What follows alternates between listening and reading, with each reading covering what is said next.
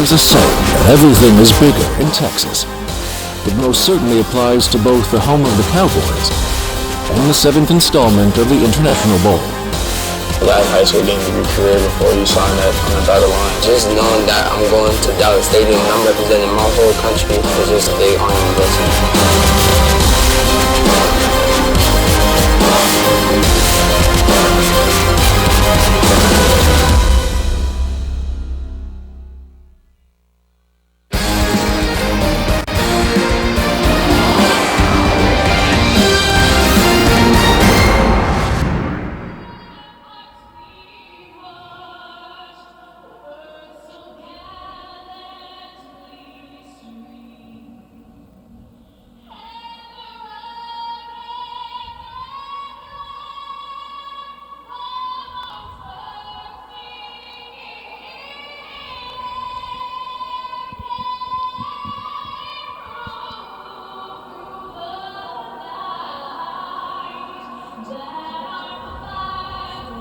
Still there. Oh, say does that star-spangled banner yet wave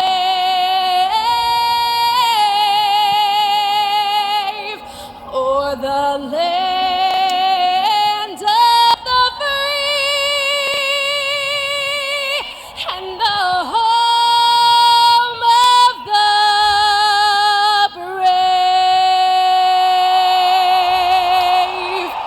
What a rendition of the United States national anthem. This is the nightcap.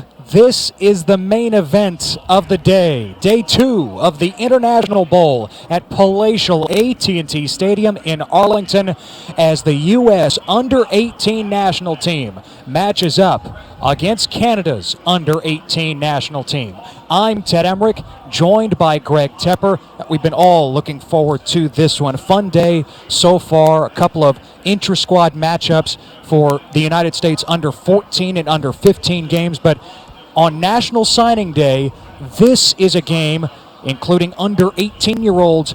You might be seeing a lot of these players come next year putting their names right on the dotted line. If you're looking for the blue chippers, you've got them here on this United States national under-18 national team, and they are all over the place. We'll be featuring them all night long. It should be an absolute showcase of some of the best players in United States against some of the best players in Canada. And if you're thinking, oh, well, the United States, they created this game, they're going to romp in this one, not so fast. This Canadian team can play. You saw them Sunday here. Yes, it's the second game for Canada's under-18 national team. Just how the numbers worked out against the United States teams.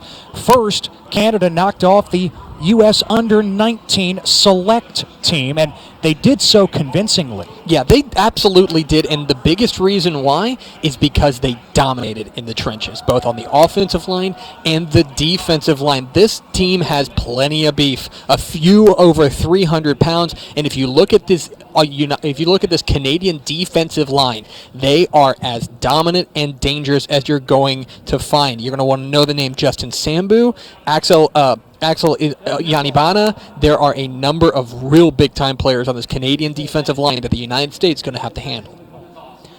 The United States has won the coin toss at midfield, and the Americans have elected to defer the option of the second half, so Canada will receive and have the ball first. The U.S. under-18 national team is gunning for its first ever win over Canada's under-18 national team. 0-2 the last 2 years here at AT&T Stadium. Last year losing by a count of 25-9. Got blown out in 2014, 54-9. But if there is a positive for the U.S. and their head coach Clint Alexander is a lot of these players who were on the United States under-17 national team beat Canada at that level a year ago, but it will be a stiff test against Brad Collinson and Team Canada.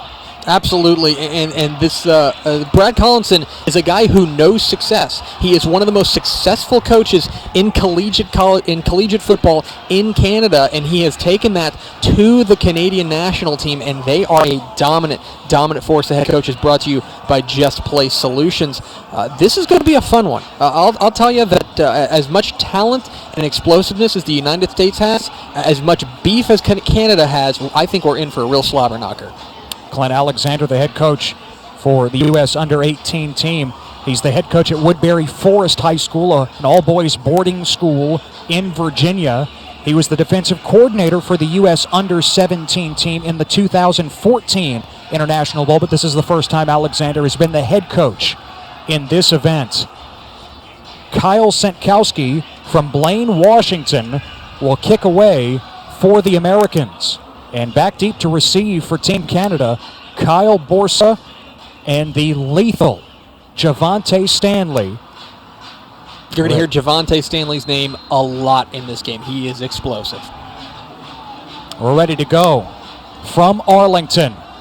The U.S. versus Canada, and the game is underway. Senkowski's kick is short. Borsa fielded on one hop at the 20, and Borsa corralled. Anthony Hines, the third, down on special teams. Hines, one of the true studs of this defense for the United States. As for Canada's offense, Mason Nias from Regina, Saskatchewan, plays for the Riffle Royals, high school team in that province. Led Saskatchewan's under-18 team to the bronze medal at the 2015 Canada Cup, essentially the country's national championship. He was so under control and poised in Sunday's victory over the U.S. Under-19 select team. Stanley is the lone setback on 1st and 10 from the 20, and here goes Stanley, snaking his way for 5 yards to the 25. And this is the premier matchup in this game. Canada's big offensive line against what's one of the most talented front sevens you will ever see for the United States. We check out the starting lineups brought to you by Shock Doctor, an impressive fleet of receivers for Canada as well. And big up front, Bowen Pasula, the leader of that line, also a team captain. 2nd and 5 at the 25. Nias turns and gives to Stanley again, and Stanley buried after a couple of yards. It'll be 3rd and short for Canada. Listen, what Canada does isn't special. They got big-time beef, and they're going to throw it at you, and you got to stop it. Here's the starting lineup for the U.S. defense, brought to you by Shock Doctor. Mondi, Chambers, and Hines, a trio of linebackers from here in the state of Texas. Wiley, Brown, Blacklock, and Hicks in the secondary. In fact, this whole defense has a Texas flavor. 7 of the 11 starters hail from the Lone Star State. 3rd down and 3, Stanley. Off tackle, across the 30 for the first down, up to the 34. And you see him pop up and signal that first down. Let me tell you, you might think, oh, this is an all-star game. They're all kind of taking it easy. They are in it to win it. This is a real live international competition. And I'll tell you, I think Canada's a little tired of hearing about the United States and how talented and the blue-chip prospects they've got. I think they want to come out here and send a message.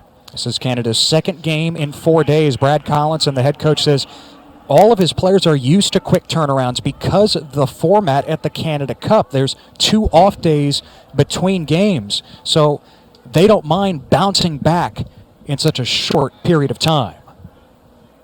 First down now at the Canada 34. Again out of the pistol.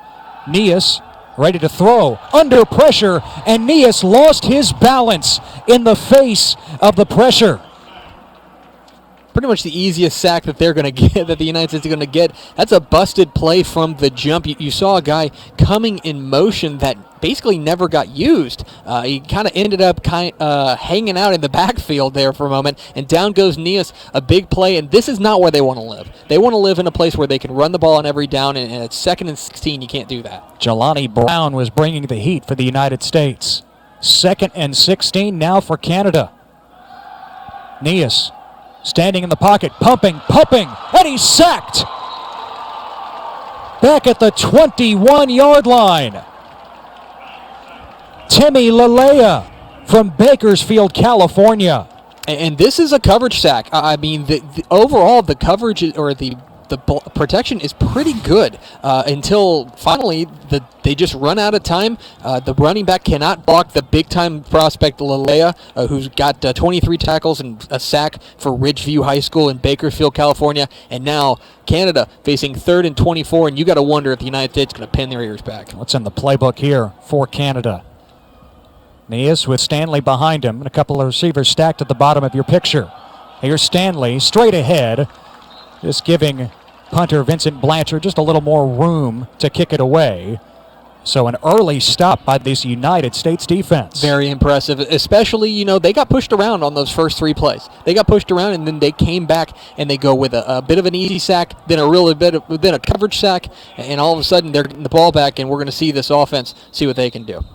Eddie Lewis and Andre Wiley Jr., the return men for the U.S., and now whistle right at the line of scrimmage. An early timeout for Clint Alexander before Vincent Blanchard puts it in the air. The U.S. ready to get the ball for the first time. Canada about to punt.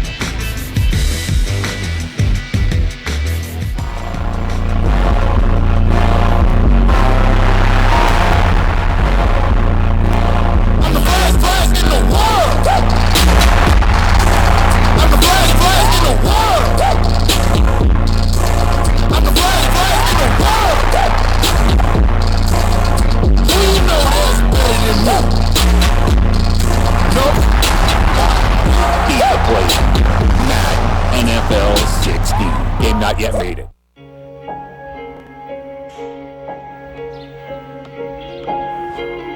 When you get away from smartphones and video games and tablets, it's amazing what you can really plug into.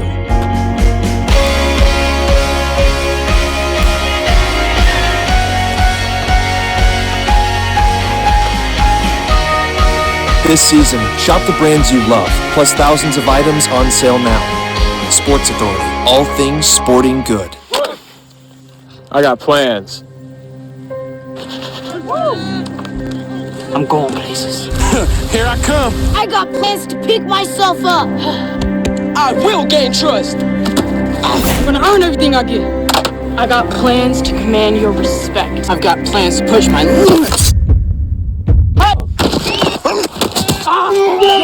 I got plans to be great. Let's go, get in.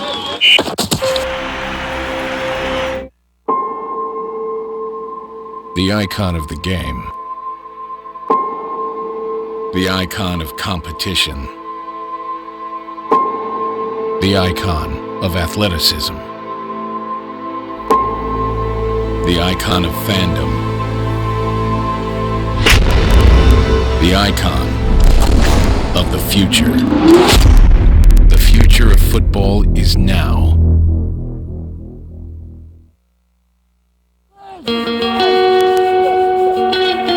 This is where our children take the field. Where communities pull together and neighbors become family. Where players learn something new every day. This is where our teachers carry a whistle. And winning is not the most important lesson learned. This is where we watch our kids for hours.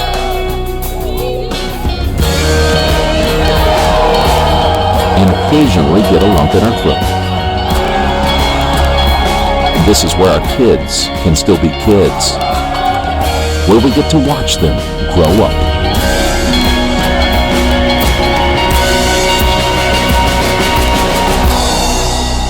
This is USA Football.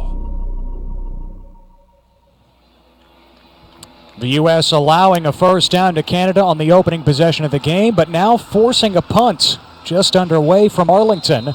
Vincent Blanchard will kick to the tag team combination of Eddie Lewis and Andre Wiley Jr. The snap bounces to Blanchard, who picks it up and puts it away. Lucas from inside his own 25. And Lucas is heading in reverse. Inside the 15. Driven back. Eddie Lucas down at the 13-yard line. And let me give you a real quick primer on the way that this Canadian team plays defense. They swarm, and they don't miss tackles. This is as fundamentally sound a tackling team as you're going to see. That could provide some big problems for the United States. This is a homecoming for the U.S. Under-18 national team's quarterback, Lyndall Stone, one of the best quarterbacks in the class of 2017. He attends the boarding school, Woodforest Forest High School. That's Clint Alexander is the head coach. And Stone back here in the Dallas-Fort Worth Metroplex. He's got a running back offset to his right side, and he gives it to him. That's Eno Benjamin. Also here from the Metroplex in Wiley. The skill positions, Lewis is the man to watch despite that punt return just moments ago. Lewis had a couple of touchdowns for the U.S. Under-17 team against Canada in the International Bowl last year. Stone on 2nd down and 5, hitting his receiver in the flat, Trevor Russell, and Russell maneuvers upfield for the first down to the 29-yard line. Russell is easily the most productive wide receiver on this roster, a guy who caught 64 catches for 1,214 yards and 19 scores for Casa Grande Union High School in Eloy, Arizona. He is sure-handed, and he can also break a big play. On the U.S. team, 10-yard penalty, in spot of the foul, remains for 2nd down. Tony Acosta, our referee tonight. So much for Russell's grab. Never mind. That moved the sticks. No doubt. Russell, as I mentioned, in that under-17 game, he had 3 catches for 78 yards. As for the Canadian starters on defense, brought to you by Shock Doctor, Metcalf, Germain, and Cross, who came up with an interception return for a touchdown Sunday against the under-19 select team. Here's Russell again on 2nd down and 8, and Russell couldn't quite turn up field past the 15 to the 17-yard line. It'll be 3rd and 6. And you see the sure tackling already. Nicholas Cross from Saskatchewan drives in and brings him down after a very short gain. Brings up 3rd and 6 for the United States. Stone has 4 receivers in the pattern, and Benjamin to his right. First possession for the United States. Stone quickly to Benjamin, hauled it in with one hand. Benjamin across the 20, and this will depend on the spot, but he might just have the first down. Eno Benjamin, goodness gracious. We know he can run. He was a dazzling runner for Wiley East here in the DFW area this year. Really burst onto the scene. That is as impressive a one-handed catch as you're going to see. Hauls it in. Very impressive of Eno Benjamin, and a United States player is down. Looks like it might be Brannon Flowers, the 5'10", 165-pounder from Las Vegas. And so as Flowers receives medical attention, the U.S. will gather with their head coach, Clint Alexander. It will be 1st and 10 as Benjamin moved the chains with that impressive grab. A 3-year starter for Wiley East, yes, since his freshman year, and now has 17 scholarship offers with 1 more year of high school to go. Among that list, Houston, Texas Tech, Iowa, and you know there will be many more. There will be many more because he is as dynamic a playmaker as you're going to find at the running back position. And what I love about him is his balance. He's got tremendous balance. He never seems like he's running out of his shoes. He feels like every step is a purposeful one. So a fresh set of downs for the United States. Canada showing blitz. Here they come. Benjamin up the middle with room. Across the 30 and lowering the shoulder. Benjamin with another first down to the 38-yard line. Great start for this offensive line. You're going to see Tanner Weinfurter, the left guard, get a nice seal block there to really set the edge and get Eno Benjamin into the secondary, and from there he can lower the boom. Midway through this first quarter, scoreless. Canada punted on its first possession. This is the U.S.'s first crack at it. Stone with an audible, and as he takes the snap, 3 flags fly. Motion up front. False start on the offense, number 76, 5-yard penalty, remains first down. That's Idris Patterson from Silver Spring, Maryland, the left tackle. And they're going to have their hands full. As I mentioned, this big defensive line gave the United States under-19 select team fits on Sunday. And so it's no wonder that Patterson trying to get a little extra head start. That select team from the U.S. was limited to 1.7 yards per carry, 233 yards overall, 3 turnovers, and a 31-13 win for Canada. 1st and 15 now for the U.S. at their own 33. Stone wings it and through the hands of his intended receiver, Kari Hill. It's clear where the United States thinks they have their biggest advantage. It's on the outside, and you're seeing it with these quick outs out there, trying to hit Kari Hill, the Baltimore product, on the quick out. They're going to try to get to the perimeter. They know that they're probably faster than Canada if they can get out in space. The problem is the Canadian defense is very good about not letting you get there. Now 2nd and 15 for the Americans.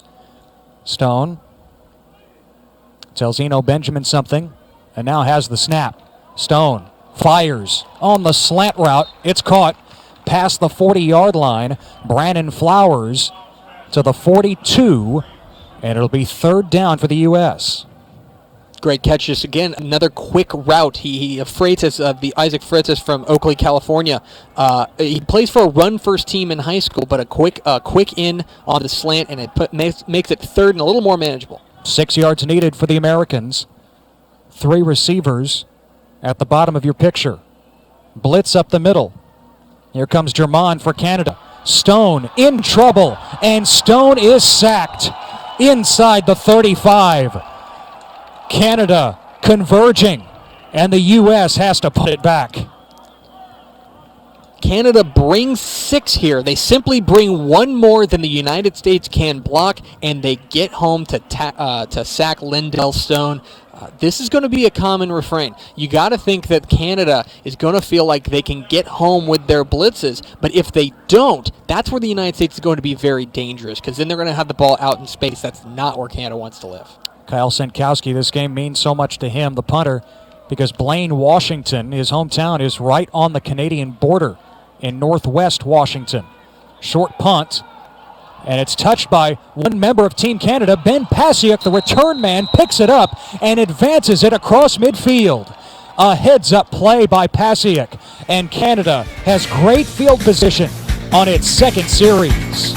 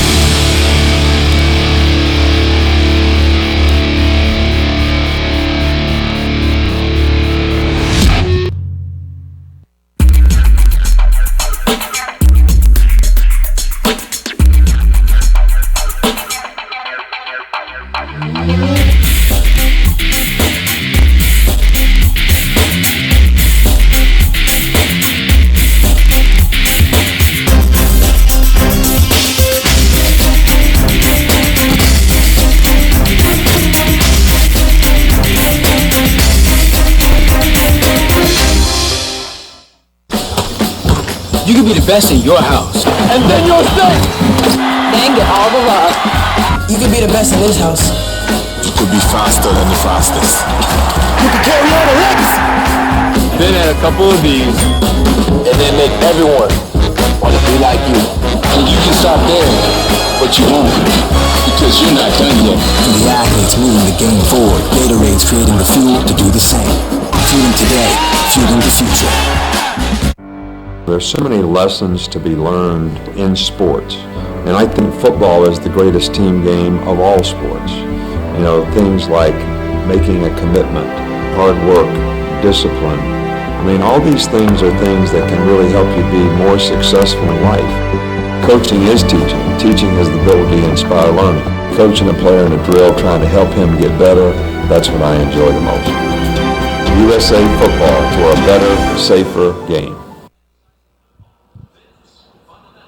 The U.S. and Canada trading punts to start this one.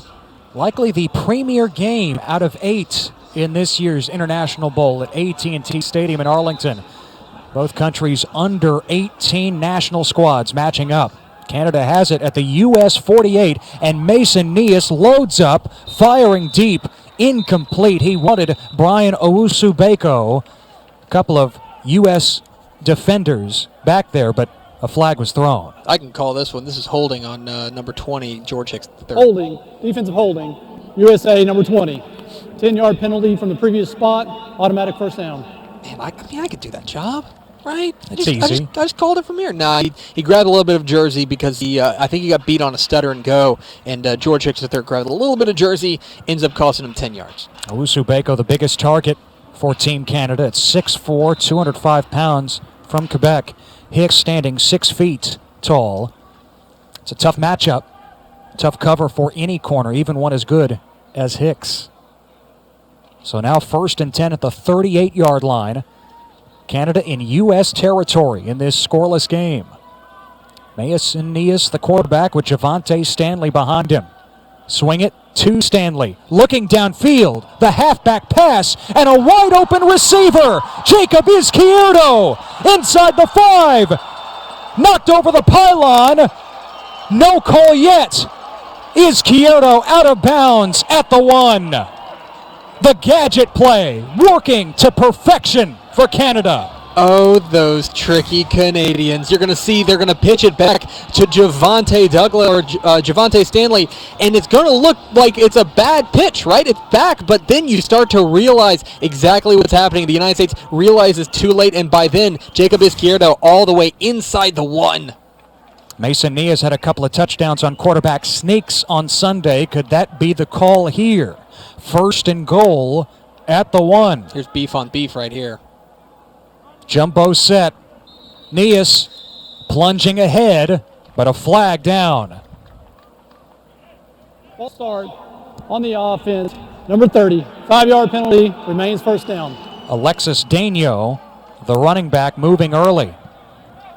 Started to get a little bit of a head start. You figured that he was going to be back there just pushing the quarterback, took an extra step forward, and you wonder if that's a bit of a difference in the game because forward motion is allowed in some circumstances in the Canadian game. 1st and goal at the 6. You see that all the time, the orbit motion, especially in the CFL. None of that here, NCAA rules, outside of a few changes here and there. Late in this first quarter, a fast-moving first quarter. Canada trying to punch it in. Nias gives to Stanley, looking for the corner. Couldn't find it. Andre Wiley Jr. chasing him out. Just a gain of 1 yard. You got two guys who can absolutely fly in pursuit here. Andre Wiley Jr., both from Texas, the Liberty ILO product here in Texarkana out east of where we are right now. And then Jeremiah Chambers, the linebacker. That's an outside linebacker making that play to the sideline, and that's what you want to see, getting sideline to sideline. He is a senior. He was a senior this past year, and he was referred to as a coach on the field by Coach Clint Anderson. Very high praise. 2nd and goal at the 5. 3 receivers up top. Nias guns it left. Caught. Touchdown. Brian Owusu-Beko. Canada landing the first punch. Pretty simple play design on this one. This is going to be a bit of an in-and-out route here from Owusu-Beko, as he's going to start in and then cut right back out. Great pivot, great route to beat George Hicks. Gets to the corner. Touchdown, Canada, and the Maple Leaf flag is flying. Owusu-Beko had 3 catches in the win over the U-19 select team from the United States on Sunday. He was an all-star in the Canada Cup, the country's national championships over the summer. Helped him earn a spot on this national team. Vincent Blanchard adds the extra point. Canada up 7-0 late in the first quarter against the United States.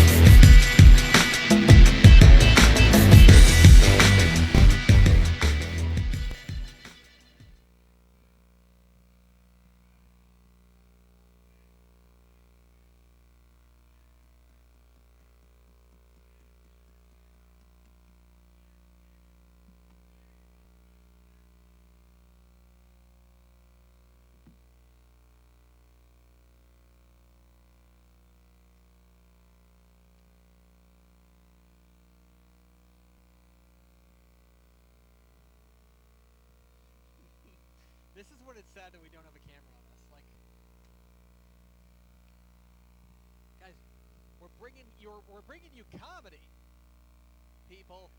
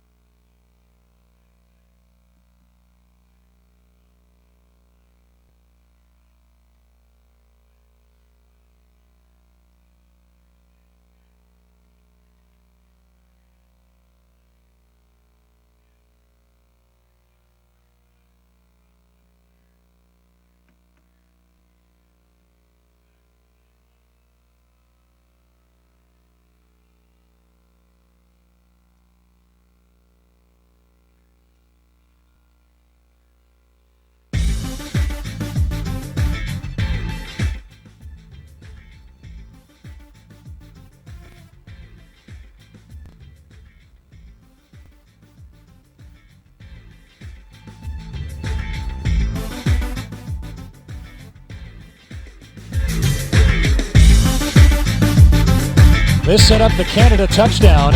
Javante Stanley on the halfback pass. Firing downfield to Jacob Izquierdo.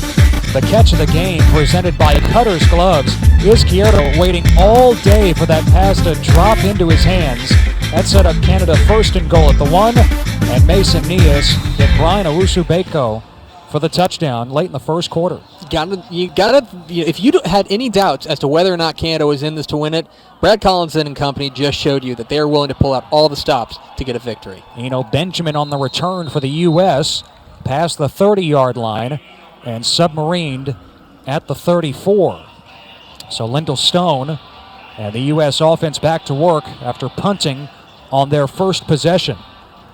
Stone grew up in DFW, this area. In fact, went to middle school in Southlake, just north of here. There was speculation that he would go to the storied high school program in Dallas, Highland Park, which his younger brother Preston is headed. Preston, the MVP of the U.S. under-15 matchup moments ago, but went to boarding school in Virginia at Woodbury Forest. He's in the gun, 1st and 10 from the 35. Here's Benjamin. Hard charging run across the 40 to the 41.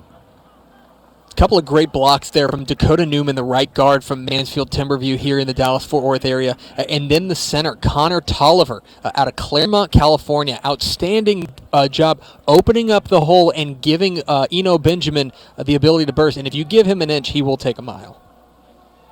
2nd down and 4 now for the U.S. Stone surveying the field, takes the high snap. Benjamin with space, the first down, and into Canada's end of the field at the 46. You're going to see the right tackle, Jeffrey Henninger, pull around and get out into space and lead the way for Eno Benjamin. Again, a dazzling running back here in the Dallas-Fort Worth area, one of the best running backs in Texas in the class of 2017. Now Benjamin gets a breather, and Dondi Pennick from suburban Chicago checks in. First down at Canada's 46-yard line. Stone, his pass tipped in the air, has to retrieve it. It'll be ruled an incomplete pass after all. Stone's arm moving forward, but heavy pressure. That ball knocked out. Ruled incomplete, though.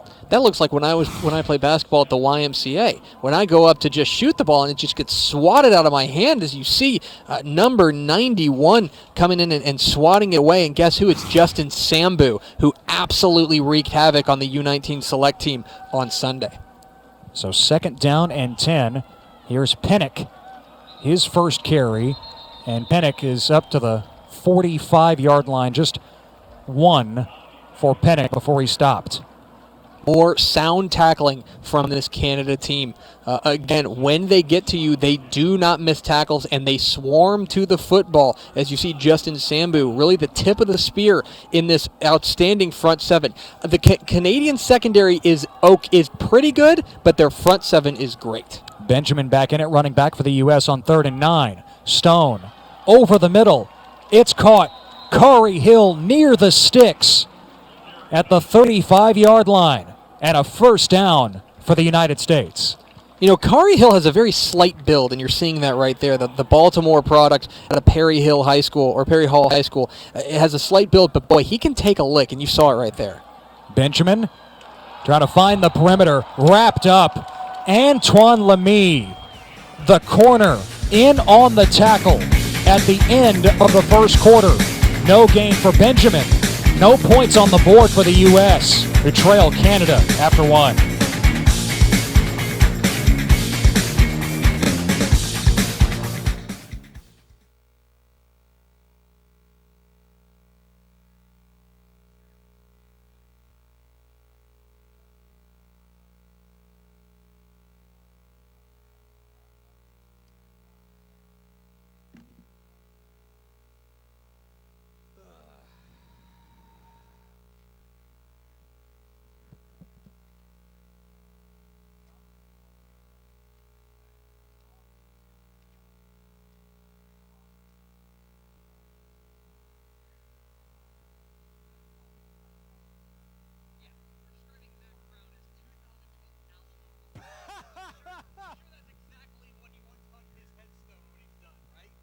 I mean, what is the honeymoon? I know the honeymoon ended at Texas, but you're always a national champion. Right, yeah. You say 2005 national champion. Like Syria Alamo Bowl champion. We refer while he was we refer to Larry Coker as a national champion at UTSA. Come on.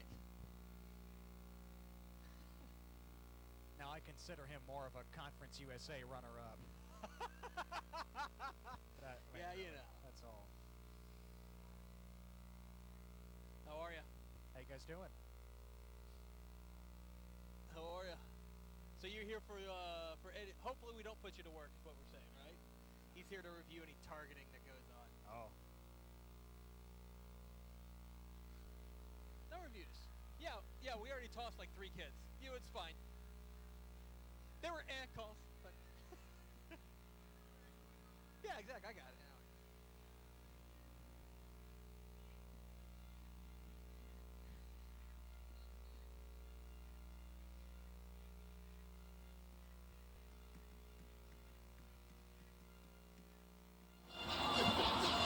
The Battle of North America here on day 2 of 3 at the International Bowl in Arlington. Ted Emmerich, Greg Tepper with you. Canada holding a 7-0 lead, but the U.S. in Canadian territory, 2nd and 10 now at the 36-yard line. You got Alec Denny in the slot, big tight end right there. I wonder if they're going to go after him. Lyndall Stone has Pennick with him in the backfield. Stone trying to improvise, and he chucks it out of bounds. Late pressure coming from Daniel Metcalf, the linebacker. Boy, Ontario, stand up, because Daniel Metcalf was on his heels. 1 extra half second, and that would have been a sack. Good job by Lyndall Stone to get rid of the ball, but that's going to set up 3rd and 10, and I'll tell you, they've picked it up by the hair on their chinny chin chin the past couple of times, but you can't start living and dying by 3rd and 10s. Stone organizing his offense. He's got Isaac Freitas as the lone receiver wide to the left. And now 2 receivers will join Freitas on that side. Russell and Hill. And the U.S. discombobulated, forced to call their 2nd timeout. Timeout. And Team USA, that's their 2nd timeout of the half. And there are a lot of positives and negatives for Canada playing on Sunday. You know, yes, if this game's close into the second half, you wonder if they're going to start to wear down while the United States stays fresh. But one thing that they have done is that they've been able to kind of get a few of the kinks out and iron these things out, that they're not calling timeouts to figure out exactly what formation to run. They know because they've been together for a little bit longer. That's a distinct advantage for the Canadians. USA Football offers athletes in the 6th through 11th grades the chance to train with the U.S. National Team Program. You can compete against top players from the region and work with current NCAA coaches. Visit usafootball.com/regionals to find a location near you. Take a look at all the regional sites. We know how popular the sport is, but USA Football as an entity is still somewhat in its infancy, and we've seen this development program explode these last few years. Because you're seeing the results. You see the players in the NFL and in NCAA who have gone through the USA Football program, and you're seeing results. 3rd and 10 out of the timeout for the U.S. Stone firing toward the sideline, incomplete. A diving attempt made by Dondi Pennick, the running back, split out. But the U.S. will have to punt it. They try to hit Pennick on a wheel route here. He's going to hit it on the outside, and he's got matched up basically with 21, a linebacker, Pierre-Gabriel Herman, but he is not able to haul it in, and the United States will be forced to punt, try to pin Canada deep. Ben Pasiuk ready to return it, standing at his own 10. Kyle Senkowski with the big leg will punt from midfield. Drop the snap. He's able to pick it up. It's a wobbly kick that Pasiuk picks up from the 10, and a shoestring tackle as Pasiuk was able to dive to the 13-yard line, but Canada pinned deep with a 7-0 lead. Mentioned the turnaround for Team Canada, Greg. There was a lot more work mentally than physically the last couple of days because Canada played on Sunday. Brad Collinson had his team walk through on Monday, and then they actually put the pads on yesterday for a 2.5-hour practice. They wanted to get some work on the field done with the pads, with the helmets, and they feel like that was the best approach coming into this one. Javante Stanley is lined up in the Wildcat set, and Stanley gives it to the motion man, Kevin Meatall. Meatall across the 25 to the 30. This is a 16-year-old taking the handoff. That's right. He is a 16-year-old who's playing up on the U-18 team. Coach Brad Collinson would not stop raving about Kevin Meatall, one of the best players coming out of Quebec in quite a long time, and they want to get him the ball in new and interesting ways. And so in the Wildcat, they find a way to get him the ball. Stanley remains in the shotgun, ready to take the direct snap. Meatall, the motion man, fake the handoff to him. Stanley keeps to the 20, make it the 32, a gain of 2. Collinson had Meatall on the Quebec Blue under-18 provincial team that won a national championship over the summer. He says, hey, I know it, I'm biased, but he's special. At 16 years old, he belongs here. And at 6'1", 200, he is a load for a lot of defensive backs. So he is a real advantage for this Canadian team. They're going to try to find a way to get him the ball, and it looks like he's going to be coming in motion again. Stanley still in the Wildcat. Fake it to Meatall, who's the lead blocker for Stanley this time, but Stanley couldn't quite turn the corner. Stopped at the 32, around the line of scrimmage.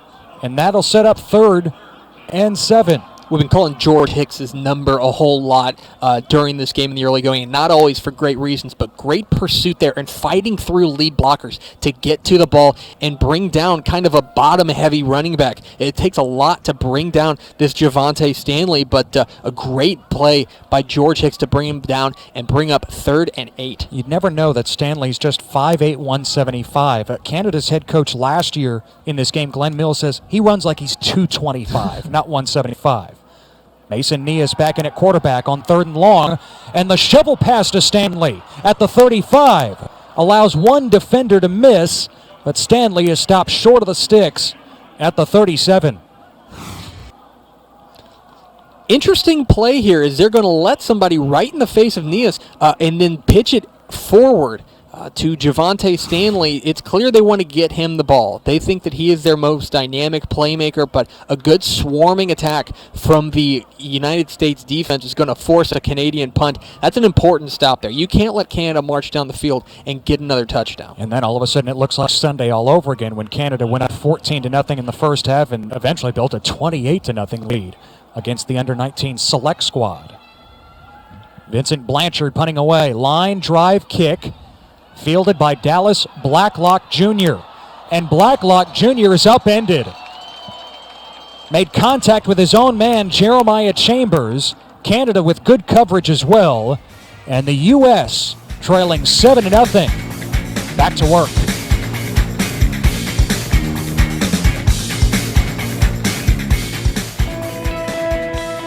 Well, USA football, educating and bringing people up to speed as far as the safety, as far as the proper techniques, is something that cannot be overlooked in our sport, and it's something that's one of the reasons I like to coach.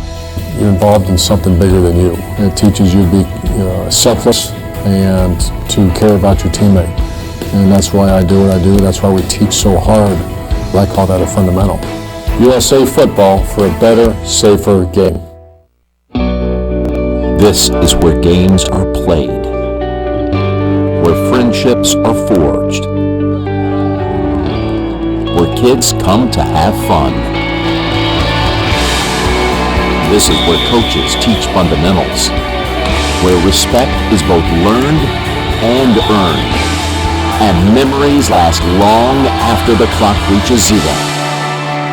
This is USA football.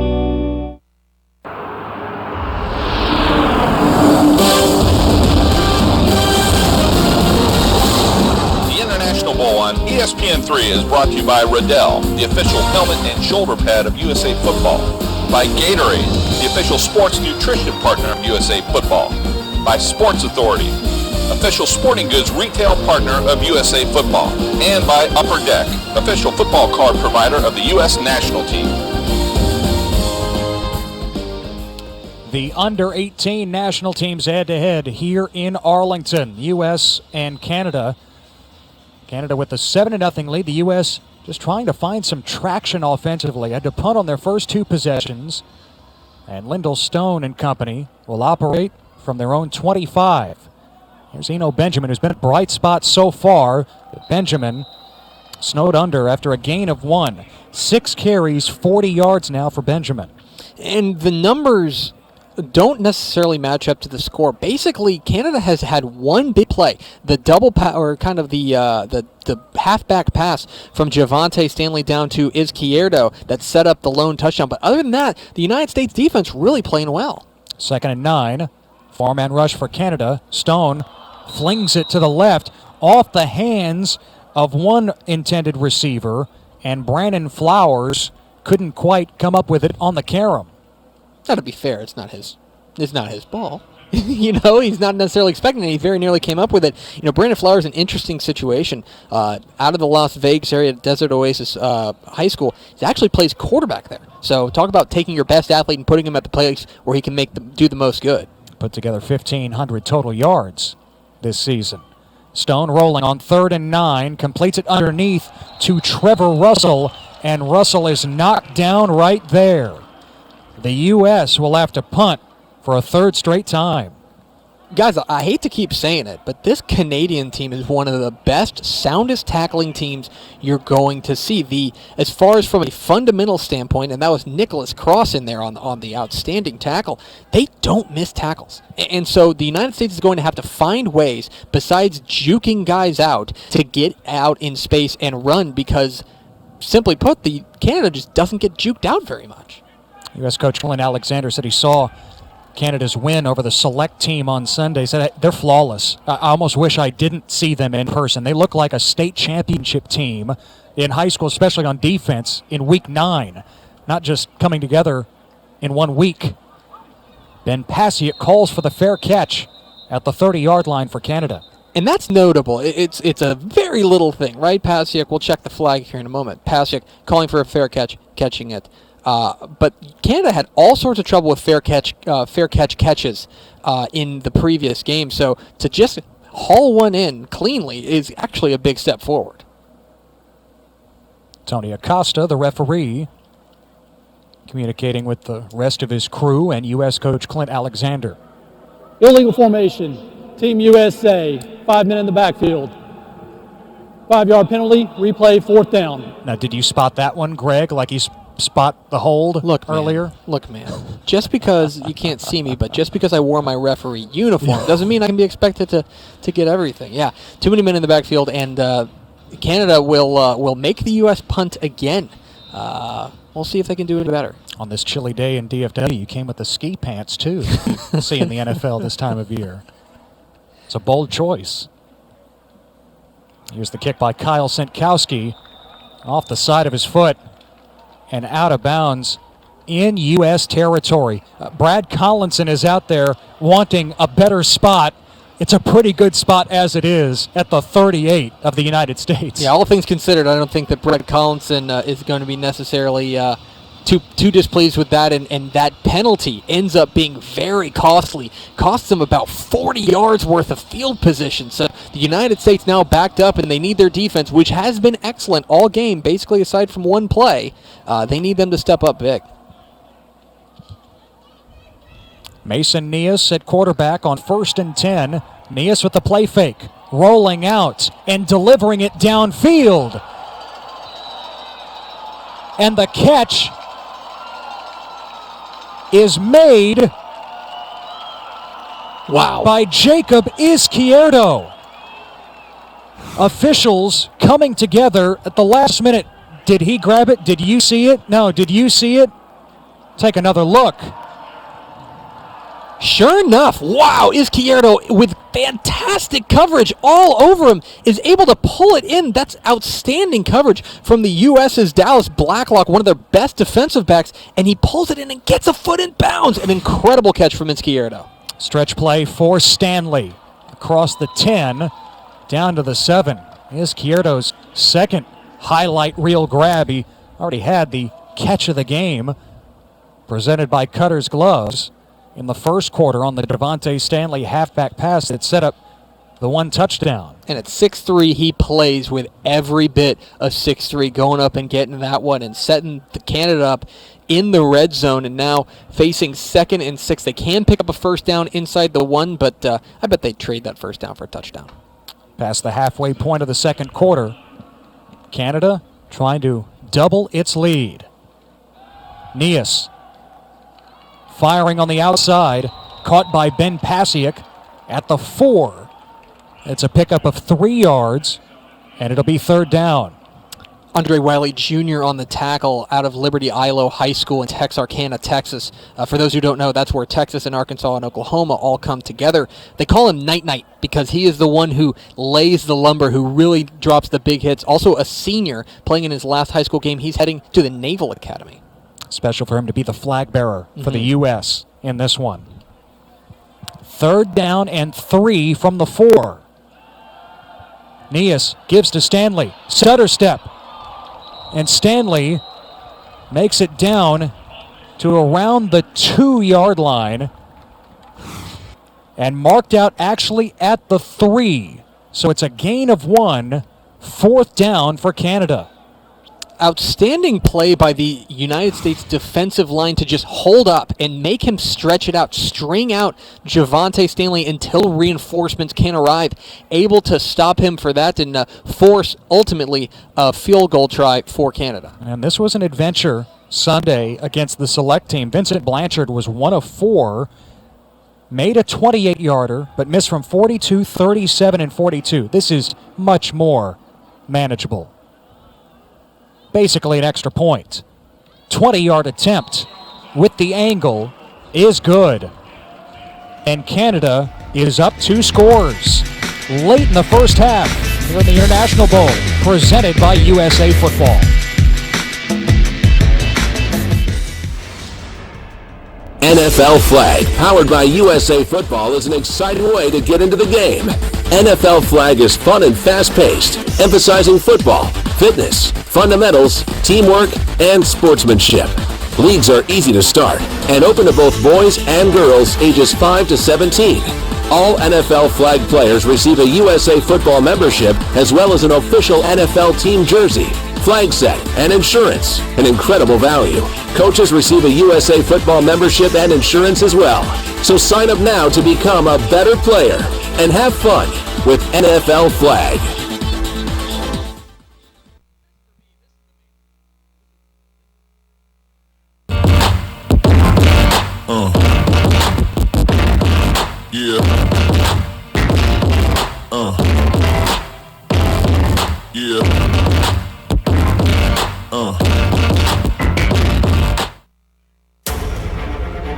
What does it take to become elite? It takes more than dedication, focus, and hard work. It takes an elite-level training program. Customized, sport-specific, online. Your perfect workout, every time. That's Svelte Athletics.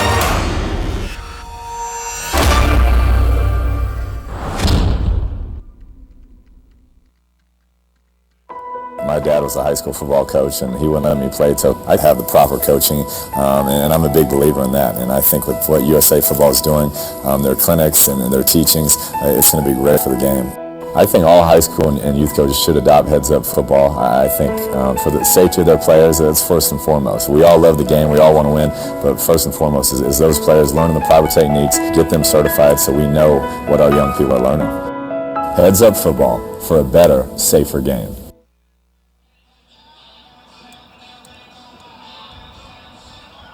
Here at spacious AT&T Stadium in Arlington, Canada building on its lead, now 10-0. Late in the first half on Vincent Blanchard's 20-yard field goal. Blanchard kicking away, and here's Eno Benjamin for the United States. Across the 20, following his blockers, past the 30, a patient return by Benjamin across the 35-yard line. One member of Team Canada is down inside the 30. Now, if you're surprised that Canada has a 10-0 lead over the U.S. in the sport of American football, as we've said, this is no surprise whatsoever. This particular group, the under-18 national team for Canada, 3-0 all-time in the International Bowl against U.S. squads. Brad Collinson, the head coach, says, hey, we have kids who love this sport, love the country. The sport is growing in Canada. No, it's not junior hockey, which has shows of its own on TSN, but they do see that this sport has exploded up there. There's more and more interest in the game. And Football Canada is growing. And you'd think, oh, well, Football Canada, that hasn't been around very long, right? Founded in 1899. It's been around. It's one of the oldest football organizations in the world. And just recently, in the past 10, 20 years, it's really started to explode. So interest in this game is exploding in Canada. And you're seeing that here. You're seeing the results of that. 3 possessions, 3 punts for the U.S. and a new quarterback in Isaiah Robinson bobbled the snap, and that disrupted the timing of the play. Dante Pennick had no chance. Tackled for a loss. Tyrell Richards is a name that we're going to call a lot. His father played in the CFL, and this is a guy who can get into the backfield and make his presence felt. Let me tell you, the United States has got to find some rhythm offensively. Robinson gives to Pennick again. This time, positive yardage for the running back from Highland Park, Illinois, in the Chicago area. Robinson, 6'3", 185, from Bowie, Maryland, and the Avalon School. Just finished his first year as a starter. Threw for 2,300 yards, 25 touchdowns. Trayvon Diggs was his top wide receiver, part of the U.S. under-19 national team that won on Sunday. 3rd and 11 now for the United States. And Robinson is ready to throw his first pass. Robinson, under pressure, tried to step out of the tackle, but Pierre-Gabriel Germain hung on, lassoing down Robinson for the sack. And it's 3 and out for the U.S. Pierre-Gabriel Germain gets in there and will not let go. He beats his man. He beats Deonta DeFreeze to the quarterback and beats his block. That's all you've got to do. Just beat your man one-on-one football and make a play once you get there. And again, the sound tackling of Canada shows up and forces another punt. The struggles on offense continue for the United States. A lot of pressure on Senkowski. He's able to boom it. And Pasiuk makes another fair catch for Canada near the 35-yard line.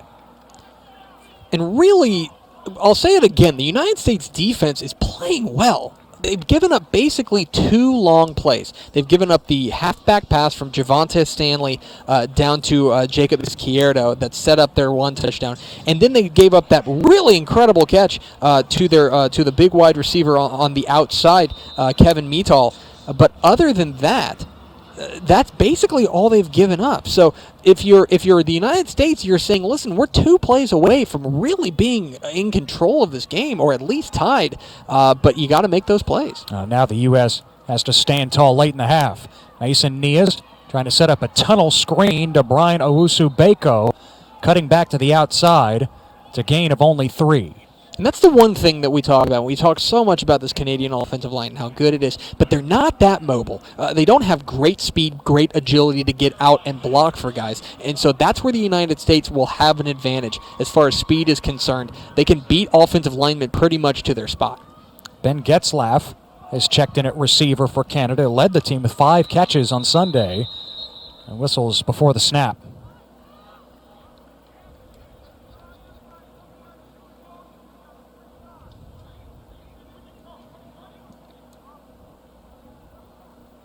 Canada might be moving backwards here. False start on the offense. 5-yard penalty. Remains second down. By rule, there's a 10-second runoff. Please set the game clock at 1:31. Here in the final 2 minutes, as we mentioned, NCAA rules. So the motion penalty costs Canada 5 yards and 10 seconds. 91 seconds remaining in the half. Canada up 10-0. And Canada may opt to take a timeout instead of giving up the 10-second runoff. This will be interesting. I'm not sure if Brad Collinson has ever actually run into this situation before. Please set the game clock to 1:41. There is no 10-second runoff inside 2 minutes. Well, never mind. Tony Acosta stands corrected. What do I know? 1 minute and 41 seconds. Thank you. There it is. So 2nd and 12. The 5-yard penalty stands. Nias has Stanley behind him. Nias flips it to the right, bounced it into Izquierdo, incomplete.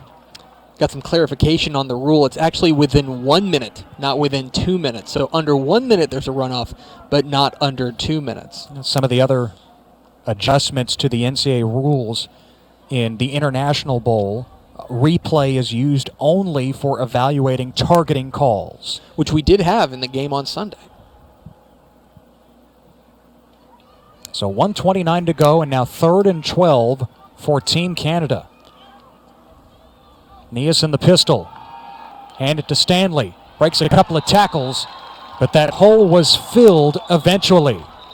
Stopped at the line of scrimmage. It's 4th and 12, and the U.S. calls a timeout with 1:21 to go. Team USA, that's the 3rd and final timeout of the half. The last one that the U.S. has, and one American defender still on the field, receiving medical attention now. But the U.S. is going to get the ball back here late in the half. They need to get something cooking here. Yeah, the offense has just been kind of stagnant. You know, they've had bursts here from Eno Benjamin. Maybe they've completed a pass here or there, but ultimately they haven't really found their rhythm, and that's kind of what they need. I don't know where it's going to come from. I think that they were having some success getting the ball to Eno Benjamin, especially on outside running plays. Maybe that's where you do it. I'll tell you that this is starting off the offense as the United States defender is helped off the field. It's Elenion Washington, the second out of Moreno Valley, California. Certainly hope he's okay. But the thing is that this is playing out a lot like, honestly, the first game on Sunday, where it was the United States under-19 national team taking on the Canadian under-19 national team, where the United States' offense just kind of fits in spurts. They knew they had speed on the outside, but they just couldn't get the rhythm going. Can they make the adjustments in the second half or here late in the first half to get that rhythm going? And who will we see at quarterback? Lyndall Stone, first 3 possessions, then Robinson coming in on the last one. Blanchard punting to Eddie Lewis, who signaled for the fair catch and then ran forward. No flag was thrown for the delay of game. Lewis catching a break, little stutter step, but officials ruled that he didn't quite move forward enough to draw that penalty. And the U.S. will have it at their own 31 with 1:12 to go. Looks like Deshaun Phillips coming out there to take the snaps. He'll be the 3rd quarterback that we've seen today out of Overhills High School in Spring Lake, North Carolina. Certainly a distinguished quarterback himself. An imposing figure at 6'6", 220 pounds. First down at the 31, and the handoff to Eno Benjamin. Straight ahead, past the 35 to the 37-yard line. And great patience to wait behind the big hog molly Jeffrey Henninger out of Arizona and then break off of him and get a nice 5-yard carry, but clock's ticking. The U.S. in the hurry up. Phillips gives to Benjamin again. Twisted around and stopped at the 40. A gain of 3. It'll be 3rd and 1 for the United States. The Americans out of timeouts. Yeah, this is a bit different, although they're going to catch a break here as it looks like a Canadian defender is either hurt or maybe just cramping up. They're going to catch a break, but this is a little odd from the United States. They're kind of going halfway one way and halfway another in that they're running the ball, which keeps the clock moving, and yet they're running the hurry up, which is trying to run a lot of plays. So trying to get the best of both worlds, I guess. This is a special game for Deshaun Phillips, as you mentioned, from Spring Lake, North Carolina. Grew up near Fort Bragg. Army brat. Both of his parents participated on all Army basketball teams in the case of his father and all Army volleyball teams in the case of his mother. And so to wear the red, white, and blue and with USA across the chest, Deshaun Phillips knows what that means. These players knew what it meant as well. How about Todd Gurley, Jameis Winston? Gurley, what a sensational rookie year for the Rams. Winston as well, the number 1 overall pick with the Buccaneers. Tyrann Mathieu among the alumni as well. And it goes on and on. The USA football has become a football factory. That's essentially what it's becoming. If you want to get developed, you come to USA football. On 3rd and 1, the give to Eno Benjamin, who picks up the first down up to the 45-yard line. The clock stops momentarily with 25 seconds. The U.S. can't stop the clock. Yeah, at some point they're going to have to take a shot. At some point they're going to have to see if they can get a matchup on the outside. But if you're Canada, you're probably sitting back and saying, let's play safe coverage and not get beat deep. Phillips has a big arm. See if they unleash it here. Phillips up top, down the sideline, and broken up. Intended for Corey Hill. Bruno Lagasse and In-Ho Choi in coverage for Canada. I'll say that the secondary for Canada is not their strength. You know, it's an okay secondary. It's not great, not as good as their front seven, but that's an outstanding play and just great coverage. That's exactly how you're supposed to play cover two, dropping players back. So you've got a man on him and then another guy coming to help over the top. They're able to break it up. Probably the last play of the half, 2nd and 10. Phillips snap over his head, and Phillips is corralled, sandwiched back at the 35-yard line. Tyrell Richards and Jamin Pelly combine on the sack to close out what has been a stellar defensive effort in this first half for Canada. 10-0, the lead for the Canadian under-18 national team over the U.S. under-18 national squad here in Arlington.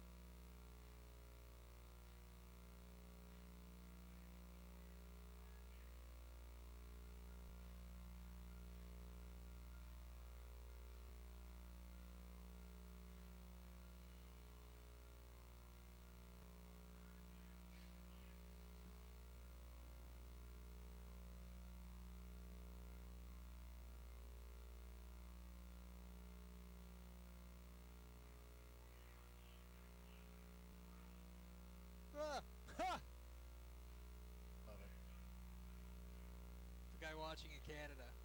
Let's do it. That's nice. Any other positive?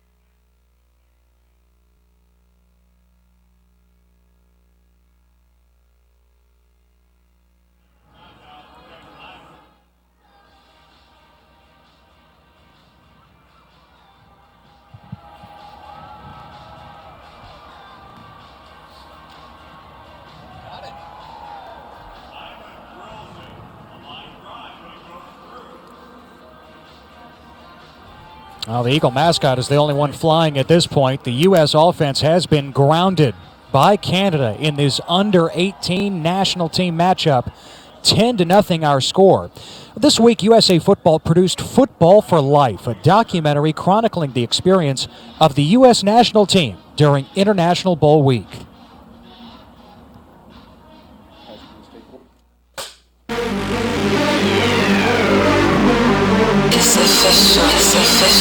I'ma do this shit forever. Forever. I'ma do this shit forever. Forever. I'ma do this shit forever. Forever. I'ma do this shit forever. Forever. I'ma do this shit forever.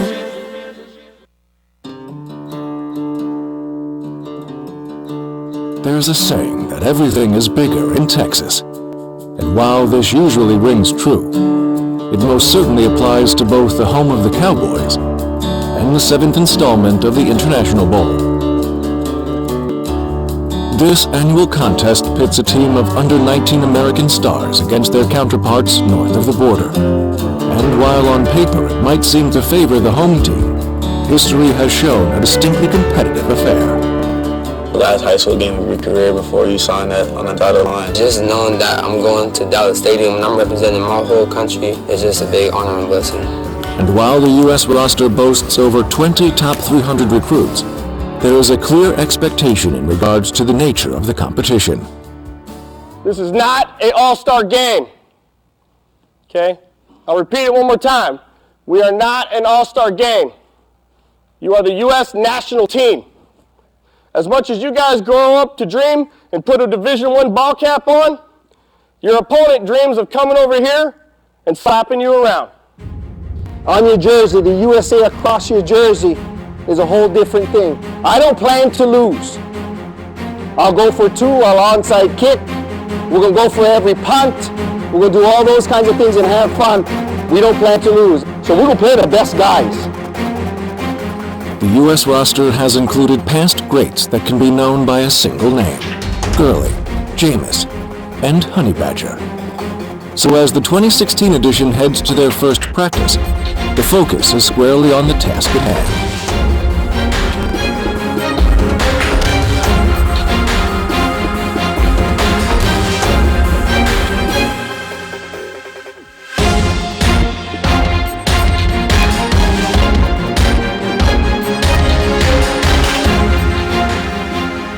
If I turn like this, I can't play C-gap, can I? Because now, in order to make a play behind me, I got to do something miraculous like that. See it? The true question for Team USA lies not in talent, but rather sacrifice. Whether the players are willing to give of themselves for the good of the team. You know, all of these kids are going to big Division I schools. I mean, you know, sometimes when you get high caliber athletes, All-American athletes, 5-star athletes, they think that it's about them. It's about how many plays they can make, how many yards they can gain, how many balls they can catch. But you know, football's all about team, and it seems like these kids understand that. The U.S. staff has been assembled from around the country, amongst them running backs coach Cody Hawkins, who quarterbacked the Americans to gold in 2011 at the World Championships. Knowledge he's happy to share with his players. I know it's early, we gotta go. It's right to 8:28 and get a ready break. All right, I want a good clap. Run the show. Let's go, baby. To get anybody to become part of a team, you really have to unite them towards a common goal. You can really start to get a sense that the United States is much different than representing a brand or a certain region. It's your country. The Stars and Stripes firepower lies at the skill position, led by the trio of Alabama-bound Trayvon Diggs, USC commit Trayvon Sidney, and top-rated athlete Nicole Hartman Jr. Among a talented group of quarterbacks, Ohio State-bound Dwayne Haskins Jr. credits the national team program for an important part of his development. I think I'm on as a player, you know, from that first USA game at like 5'6", 150 pounds to 2 years, 6'3", 205 pounds. It's been crazy just to see how much I've grown. So it's just crazy to think that, man, I was part of the first game and I get to finish it out this way. Despite sharing an equal level of talent to the rest of the squad, UCLA commit Austin Kent still faces the struggle of all kickers, having a part of the field for himself. Nice and easy. Don't try to kill it. There it is. The whole practice will just aim at poles because kicking is all visuals. And if you can get your visuals down, just all you gotta do is swing and the rest just comes easy. Later that afternoon, it was the Canadians' turn under the warm Texas sun, and they wasted little time going to work.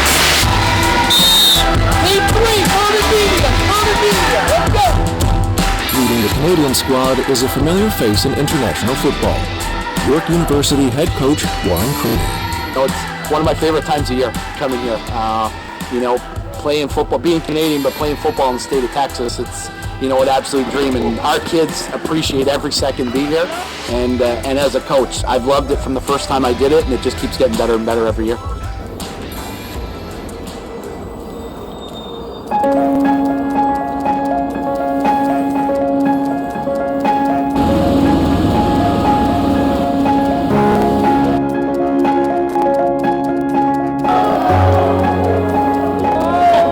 After practice, U.S. team got a sneak peek inside Cowboys Stadium. Don't move, bro. Yeah!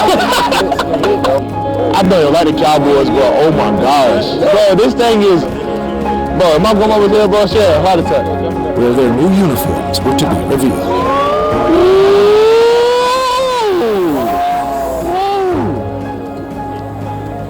It provided the perfect opportunity for linebacker Jaquan Lee to grill his teammates.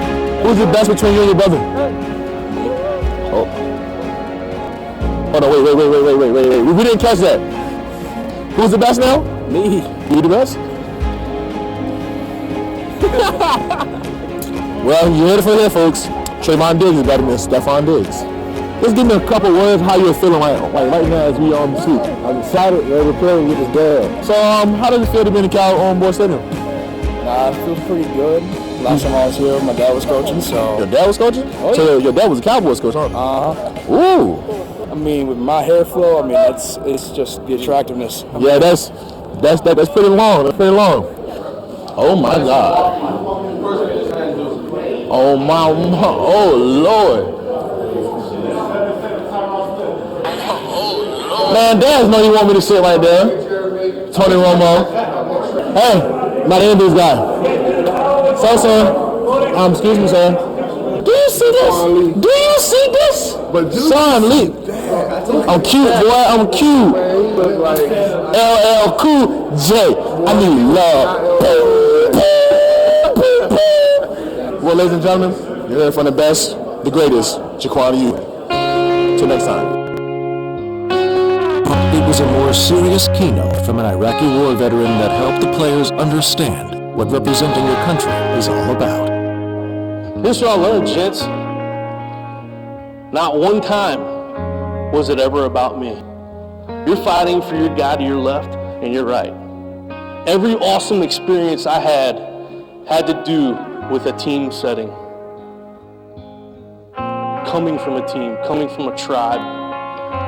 Because I didn't call my Marines my team. Because if you're a team, you just wear the same uniform. If you're a tribe, you're a family. Because you're playing for the very flag that I saw men fight, bleed, and die for. Perhaps the analogy to war is too often made when it comes to the game of football. It is easy to speak in cliches of trenches, ground attacks, and aerial assaults.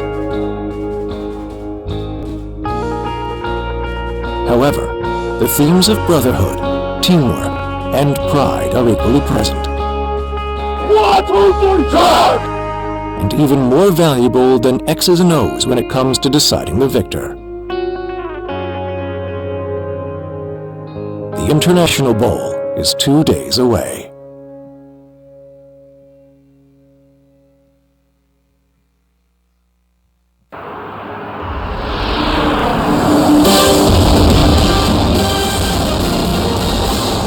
The International Bowl on ESPN3 is brought to you by EA Sports Madden NFL 16, official video game partner of USA Football, by Volt Athletics, official strength and conditioning partner of the U.S. national team, by Just Play Solutions, official digital playbook partner of the U.S. national team, and by FlipGive, official fundraising partner of USA Football.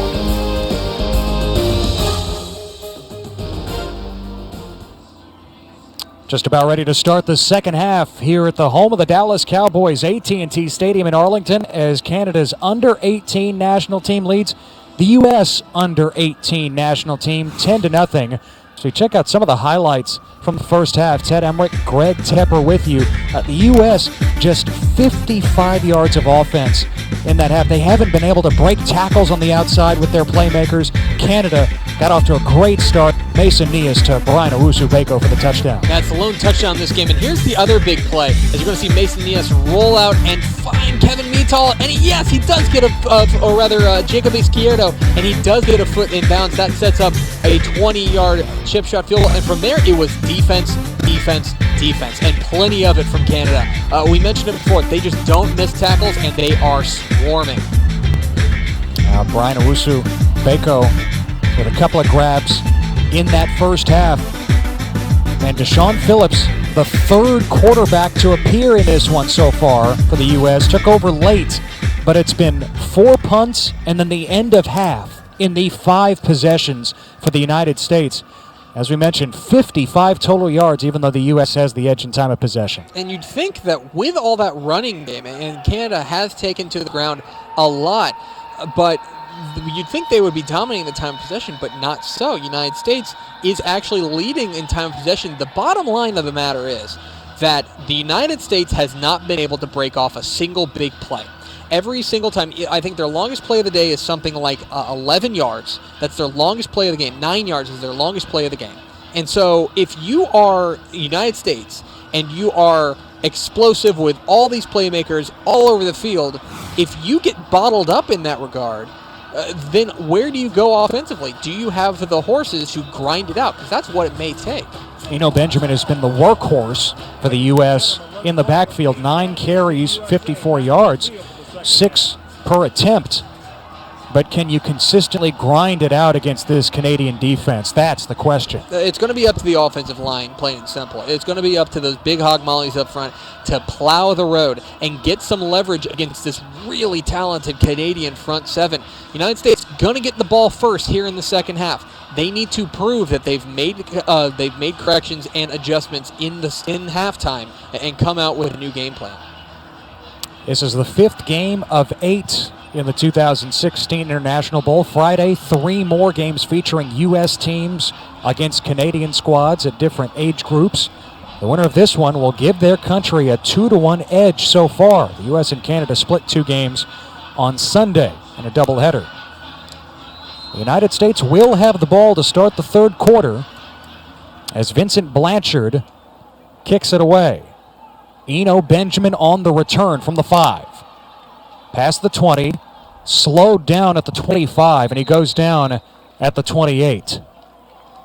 Now, here's the thing. I made a comparison in the first quarter or in the first half to that the United States offense was a lot like it was in the first game of the International Bowl with the U-19 national team against the Canadian U-19 national team. Here's the difference. In the second half, they came out and they hit the Jets. Can the United States do that same thing, or will the analogy die there? Lyndall Stone returns at quarterback, 5 of 10 for just 27 yards in the first half. Benjamin on his hip in the shotgun. Blitz off the edge, and Benjamin has nowhere to go. Tackled at the line of scrimmage. The blitz came off the left side from Tyrell Richards, and they were trying to pull the left tackle, Idris Patterson, and simply put, Tyrell Richards just followed him right to the ball carrier and dropped him for a loss. Richards from Brampton, Ontario, high school teammate of star running back Javante Stanley. 2nd down and 10 for the U.S. Benjamin plunging ahead to the 30, just 2 yards here, and it'll be 3rd and long for the United States. It's going to be 3rd and 8, and today you've had one play of 9 or more yards. So if things have changed in halftime, now is probably a time to show it. Motion man from right to left for the United States is Devin Gant, a receiver from Boston. 3rd and 8. Stone on the sprint out. Dumps it. Incomplete. Looking for Trevor Russell past the sticks. Pass too high, and it's 3 and out for the U.S. Little Stone had his man, and he knows it. He's frustrated with himself, and understandably so. He had his man right there at the sticks, but couldn't hit him in the chest. And another 3 and out for the United States. And Canada, man, this defense is just... They don't do anything special. There's nothing, razzle-dazzle about what they do. They're just gap control, and they are sound tackling. And you can win a lot of football games that way. Kyle Sentkowski to punt again for the U.S.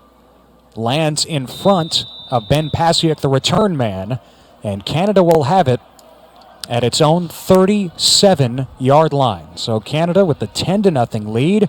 Brad Collins' offense will head back out onto the field. Just one touchdown so far. Mason Nias to Brian Owusu-Beko on the second possession of the game. Collinson, second time in 3 years he served as the head coach for this under-18 national squad. Was able to lead Canada to a victory a couple of years ago against the U.S. here at AT&T Stadium, 25-9. Desmond Cotillier in the game at quarterback for the first time. Gives it to Stanley. Cutting back across the 40. Stepping out of a tackle at the 35. And Stanley is able to use that turbo button to make it to midfield. Yeah, he did hit R2 on that one. But what's so impressive about him is that he's so balanced from the hips down, is that he's very hard to knock off kilter. And so when you come at his legs, he's able to stay on his feet and find a way to keep moving forward. That's a rare skill to see for a guy like this, but Javante Stanley continues to put on a show here in Arlington. Kyle Borsa relieves Stanley, first down at the 50. A play fake. Cotillier rolling out. And the pass is low, incomplete. He wanted Owusu-Beko near the 35. That was a really interesting blocking scheme, and I hate to get into the minutia of this, but you had a wide receiver in Jacob Izquierdo on a play-action rollout come back against the grain as if he was a pulling blocker. It was very interesting to see him kind of coming straight down the line to pick up a block. You very rarely see it. It ends up being no gain, and maybe this is only interesting to me, but I thought that was, I don't know if I've ever seen a wide receiver come back and help to block on a play action. No, we're all enthralled, Greg. 2nd and 10, Cotillier. Screen left to Jacob Izquierdo, his high school teammate with the St. Francis Browns in Calgary. And Izquierdo across the 45. It'll be 3rd down. Cotillier, described as simply a great athlete, in the words of Brad Collinson. It can extend plays with his legs. They love to get him on the move like you saw in that rollout moments ago. And the thing about Canada is that they are not as fast on the outside as the United States, but they are more physical. And so instead of trying to beat them to the edge, what you're seeing is they're getting the ball out to the wide receiver, and then they're saying, let's pick up a couple blocks and maybe mow over somebody and get a first down. Stanley, the running back, on 3rd and 4 from the U.S. 44.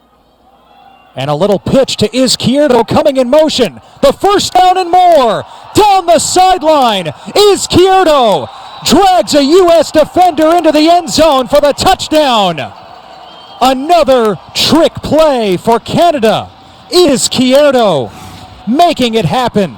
This is going to go as a pass, but it's basically like a jet sweep, and he's able to tiptoe the sideline once he gets to the edge. And again, it's not that they have this incredible blazing speed, but the plays are so well designed and it's so well executed. And they get Izquierdo in for the touchdown. Easily the biggest play of the game, and it extends the Canadian lead to 16-0 with the extra point pending. Wow, and you can tell the United States fans here a little stunned. Izquierdo, another big play for this Canada offense. Vincent Blanchard with the extra point. 17-0. Canada in control against the U.S.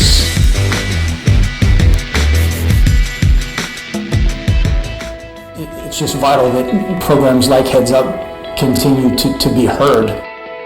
You know, you're talking about teamwork, you're talking about discipline, you're talking about understanding the value of hard work and knowing that, hey, if I sweat and this is hard and we do this together, there's a great outcome, or maybe there's not, and then you learn how to recover from that. I just think the benefits of football can't be overstated.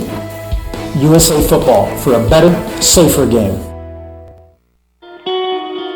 This is where the real coaching happens, where playing gets safer and the game gets better, where rituals become a rite of passage and X's and O's turn into pure celebration.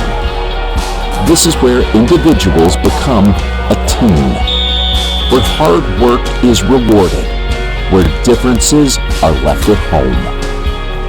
This is USA Football.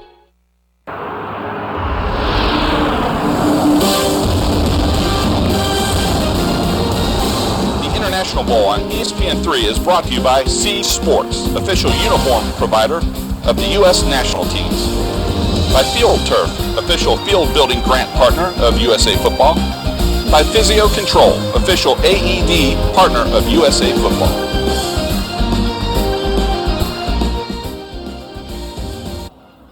Canada isn't messing around in this under-18 national team matchup. Now a 17-0 lead over the United States here in the third quarter as Desmond Cotillier, the number 2 quarterback for Canada, hits Jacob Izquierdo on what goes down as a forward pass. Just a little flip, almost a shovel pass. 44 yards to the end zone.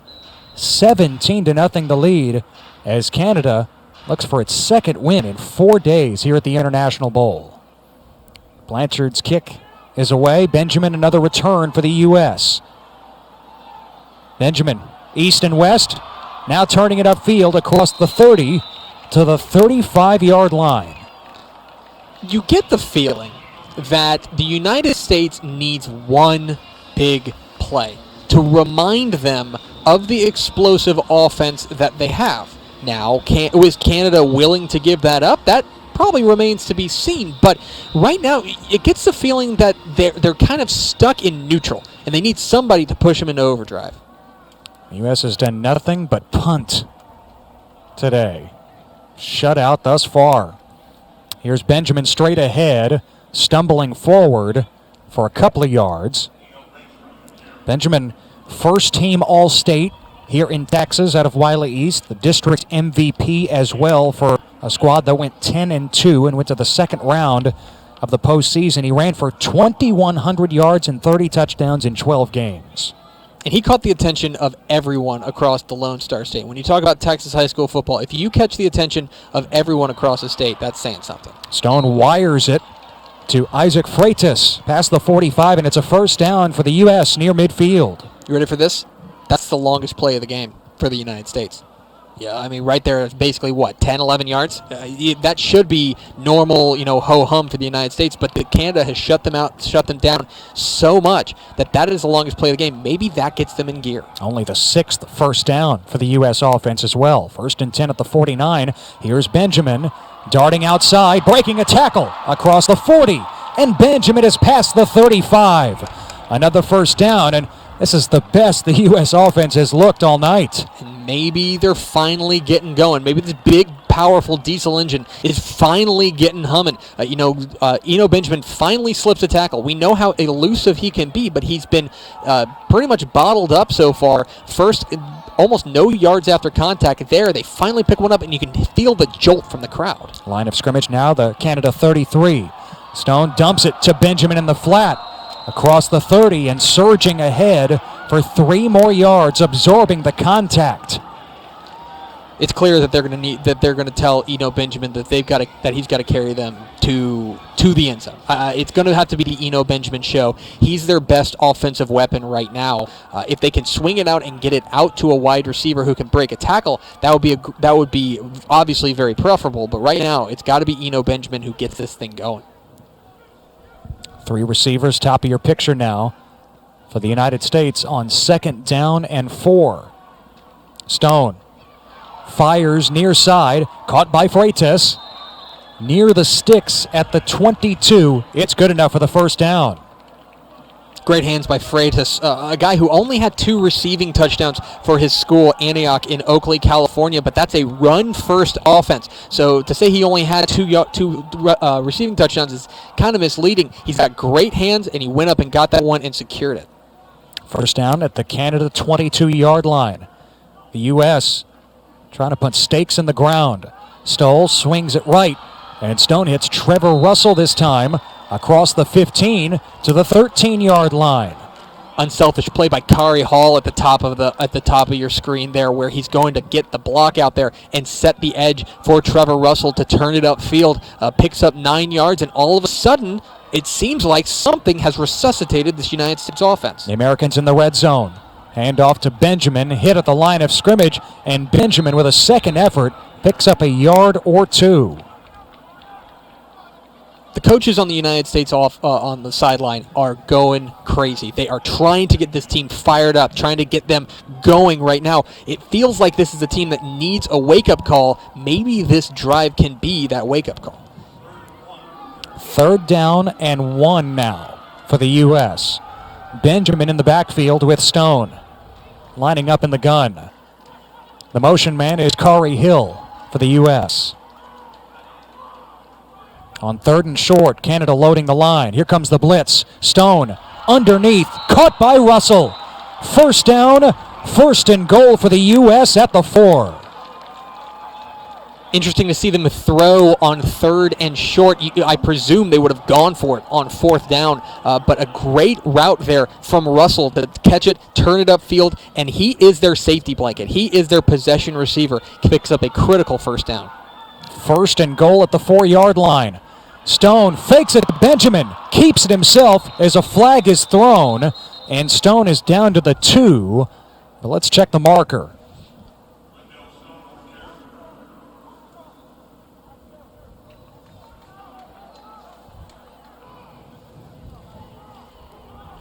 Tony Acosta, the referee. There's no flag for chop block. So here's the thing. This is a great drive from the United States, and that's great. But check the clock.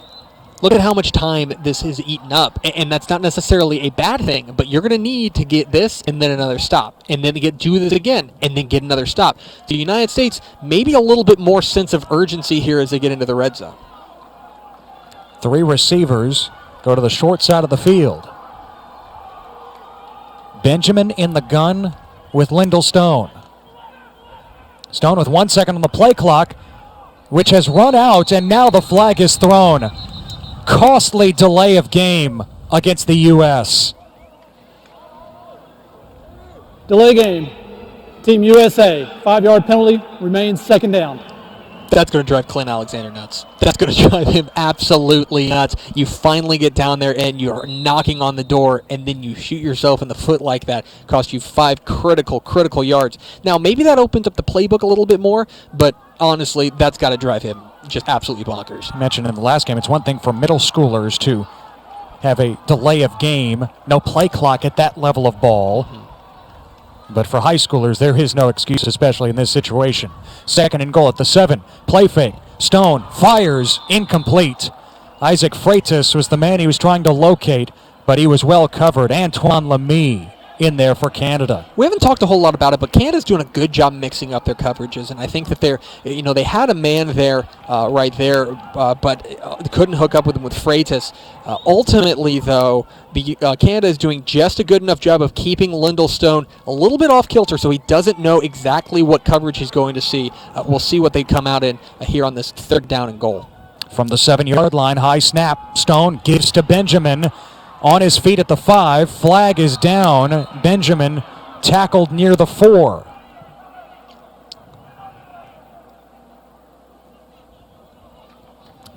So Tony Acosta will sort this one out. But it could be 4th and goal now at the 4. Let's see what it's about. There is no foul on the play. And no further explanation there. I think they might have been thinking that was going to be a chop block a little bit earlier, but I think that they were able to sew that thing up and make it so that it wasn't a chop block. In any case, it looks like they're going to send out the kicker to get some points on the board. You are down 3 scores. You need a field goal at some point, but it feels like this should have been a touchdown drive. Now Canada will be happy with the way this drive ends, considering how the U.S. was moving it downfield. The march stalls, though, inside the 5. Kyle Sentkowski from Blaine, Washington, attempting a 22-yarder. And Tony Acosta wanted the play clock to be reset. Play clock, 25 seconds. 25 seconds, please. It was never reset after that mix-up a moment ago. Sentkowski comes from a family of kickers. His dad, Gene, played semi-pro. His brother Keith was a varsity kicker before him at Blaine High School. As we mentioned, Blaine right on the border, the U.S. and Canada in Washington. 22-yarder is off the right upright. No good. Bouncing off the post. And the U.S. comes up empty. 3:07 remaining in the 3rd. The shutout still intact. Boink for the United States.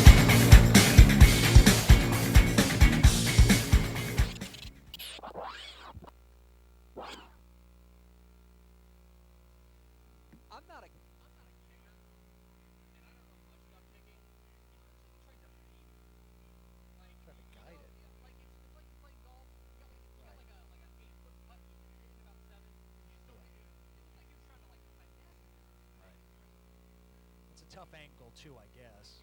Yeah.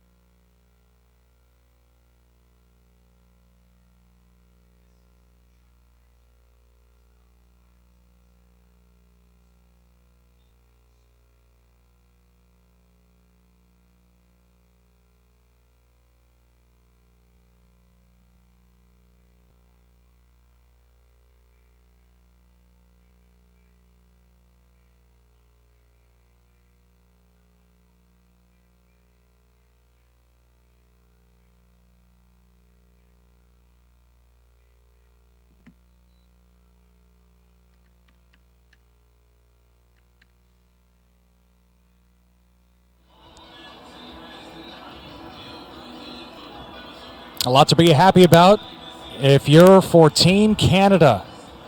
U.S. still scoreless after Kyle Senkowski's 21-yard field goal attempt went off the right upright.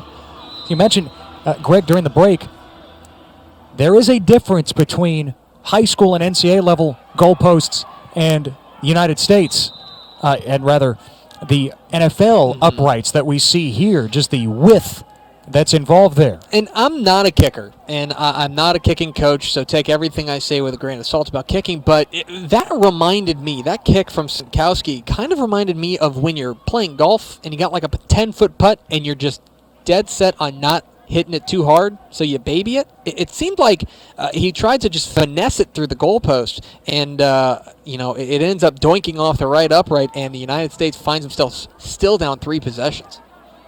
Desmond Catillier's first pass on this possession incomplete. Gives it to Javonte Stanley this time. And Stanley plunges to the 25-yard line. A 5-yard pickup for the product of Brampton, Ontario. Stanley with 144 yards and a touchdown on just 9 carries in Sunday's win over the select team. The under-19 group from the United States averaged 16 yards a carry.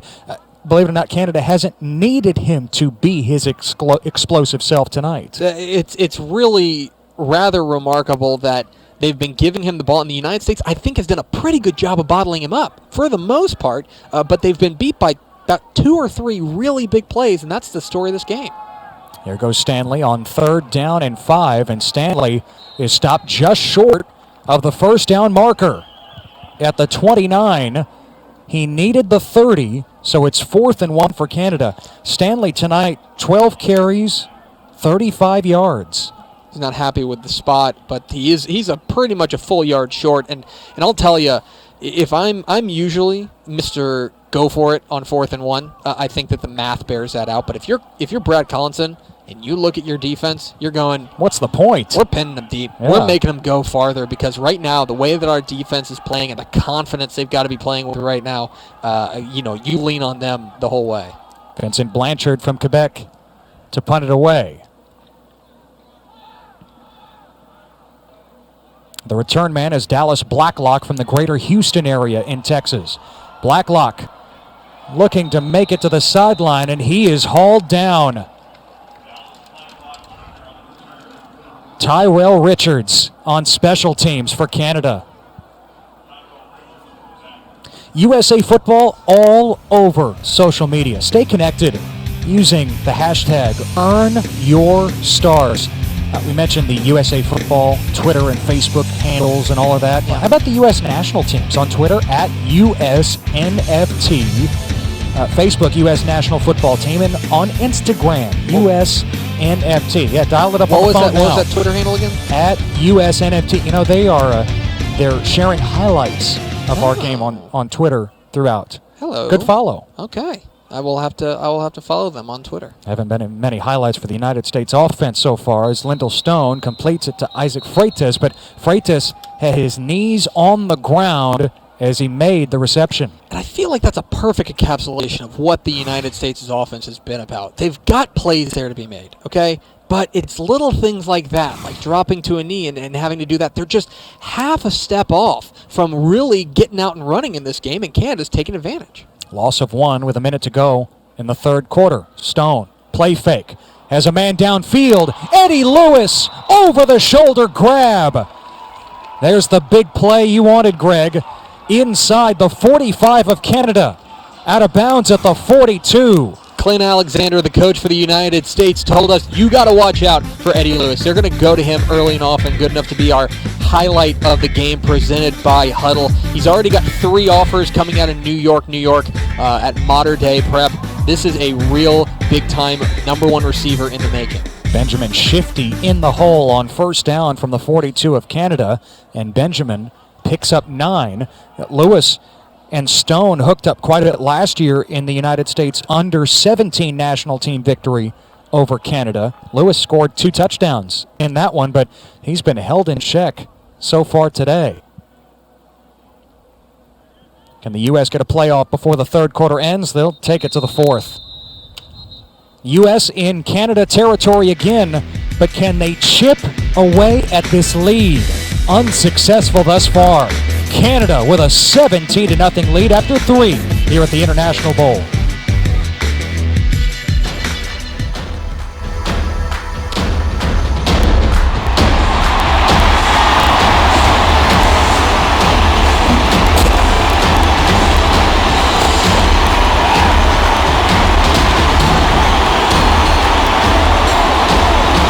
Sports and USA Football team up to bring you the U.S. National Team MVP. Grab yours and score a touchdown.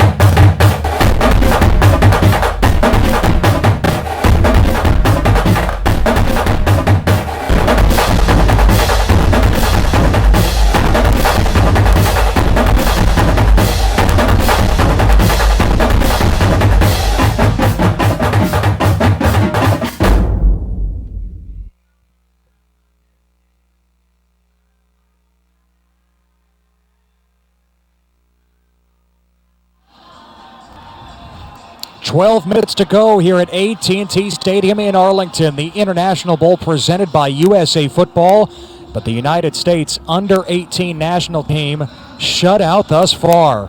Canada has the 17-0 lead. The Canadians looking for their second win in 4 days at this event. This is the only game of the International Bowl for the U.S. under-18 squad. They'll have it as we start the fourth quarter in Canada territory, but can they finish the drive? They had a promising drive late in the third that ended with a missed field goal. And the funny thing about the missed field goal is that Coach Clint Alexander told us before the game all about his kicker, all about Kyle Stankowski, how they were moving him around the field, and he was kicking field goals just from everywhere, 25 of 26 in practice, and then he gets here and just call it pressure, call it whatever you want, or just call it bad luck. They doink it off the upright, and now United States, I don't think there's any question, has to come away with points on this drive. 2nd and 1 at the Canada 33. First play of the fourth quarter. Lyndall Stone hits Eddie Lewis for the first down at the 30, driven backwards, but he'll be spotted down at the 31. Lewis had 4 Canadians all around him. Isn't that just the name of this game? He has had 4 Canadians all around him. That's pretty much what this whole game has been. Every time a United States player gets the ball in space, he is swallowed up by just a bevy of defenders. And right now, that's the difference in this game. Canada is swarming to the football. Axel Yanibata, a man receiving medical attention, the big defensive tackle for Canada in a seated position. 7-on-7 from USA Football. You know, USA Football is launching the 7-on-7 Championship Series this summer. It's built by high school coaches for high school coaches. USA Football's 7-on-7 program will feature 10 state or regional championships and a national championship. Check out the tournament schedule at 7on7.usafootball.com. It's about the plan for the U.S. here in the fourth quarter. Might as well turn into 7-on-7. Lyndall Stone will have to put it in the air if he's going to lead a United States comeback. Shutout so far. Yanibata escorted to the sideline for Canada, and it's now 1st and 10 at the Canada 30-yard line. Stone, the Dallas product, returning home, goes to boarding school in Virginia, and he gives to his running back, Eno Benjamin, who's swallowed up in the backfield. It's Pierre-Gabriel Germain again, and he's shooting the gap in front of where they are pulling to run the ball, and he's just beating people to the spot. And right now, it's like they're in their head. The Canada defense is a half step ahead of everything that the United States tries to do. It's really a masterful game plan. And that was Dondi Pennick on the carry, beg your pardon. Pennick from Chicago. 2nd down and 13 at the Canada 33 as Pennick shifts to the other side of Stone. Here comes the blitz for Canada. Stone cannot escape. A sack for the Canadians. Jamin Pelly his second of the game, and a little dance for good measure. And once again, the Canadians bring 6. They just bring numbers off of both edges and end up getting there. Or rather, they only bring 5, but they beat their man. They win one-on-one battles, get to the backfield, and force Lyndall Stone into a third and very long. 18 yards necessary here. 3 receivers down below. Stone stepping up. Stone dumps it, caught by Freitas, and a first down for the U.S., but there is a flag at the 35. Make it 2 markers down. Freitas picking up the yardage needed, but it's coming back. He was in front of the line. Illegal forward pass, number 8, Team USA. Spot foul, lost it down, 4th down. Now Stone was towing that line as he was trying to climb the pocket, and he stepped just across. Yeah, he's just about 2 yards across when he finally fires it. The line of scrimmage was about the 39-yard line. He was at about the 37. Just trying to make a play happen. He's once again flush from the pocket from this very fierce defensive front for Canada. And the United States, with 10 minutes left in the game, trailing by 17, is going to punt. Kyle Senkowski will kick to Ben Pasiuk again. He's been busy. Spiraling boot. Lands in front of Pasiuk and out of bounds inside the 15-yard line. So Senkowski does his job. The defense needs to do its job now against Canada as a flag is down.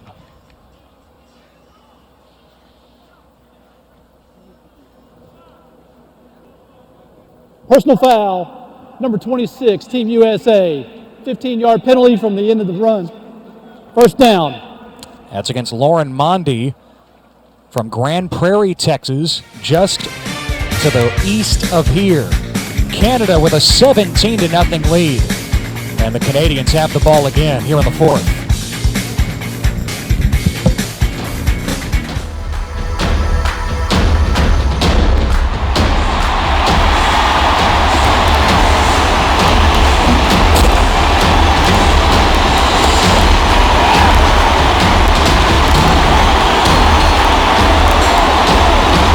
Sports and USA Football team up to bring you the U.S. National Team MVP. Grab yours and score a touchdown.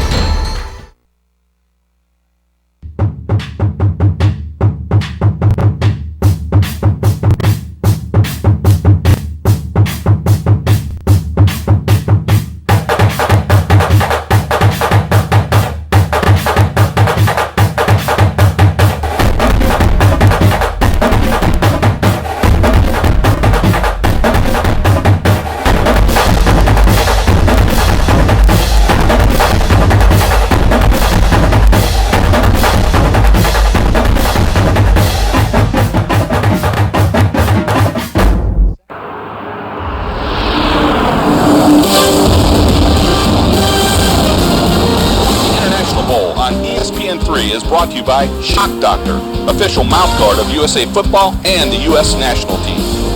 By Chi-Chi's, La Victoria, and Holy Guacamole, proud supporters of USA Football and USA Football's quest for a better, safer game.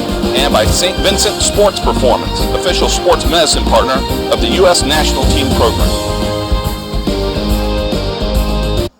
Canada on top 17-0 in this matchup of under 18 national teams at the International Bowl in Arlington. Ted Emmerich, Greg Tepper, glad you could join us. It's the 3rd game of the triple header today, day 2 of 3 at the International Bowl. Canada with the ball again and the lead. Javante Stanley out of the Wildcat, losing that fumble, but who got back on top of it? Time to unpeel that scrum.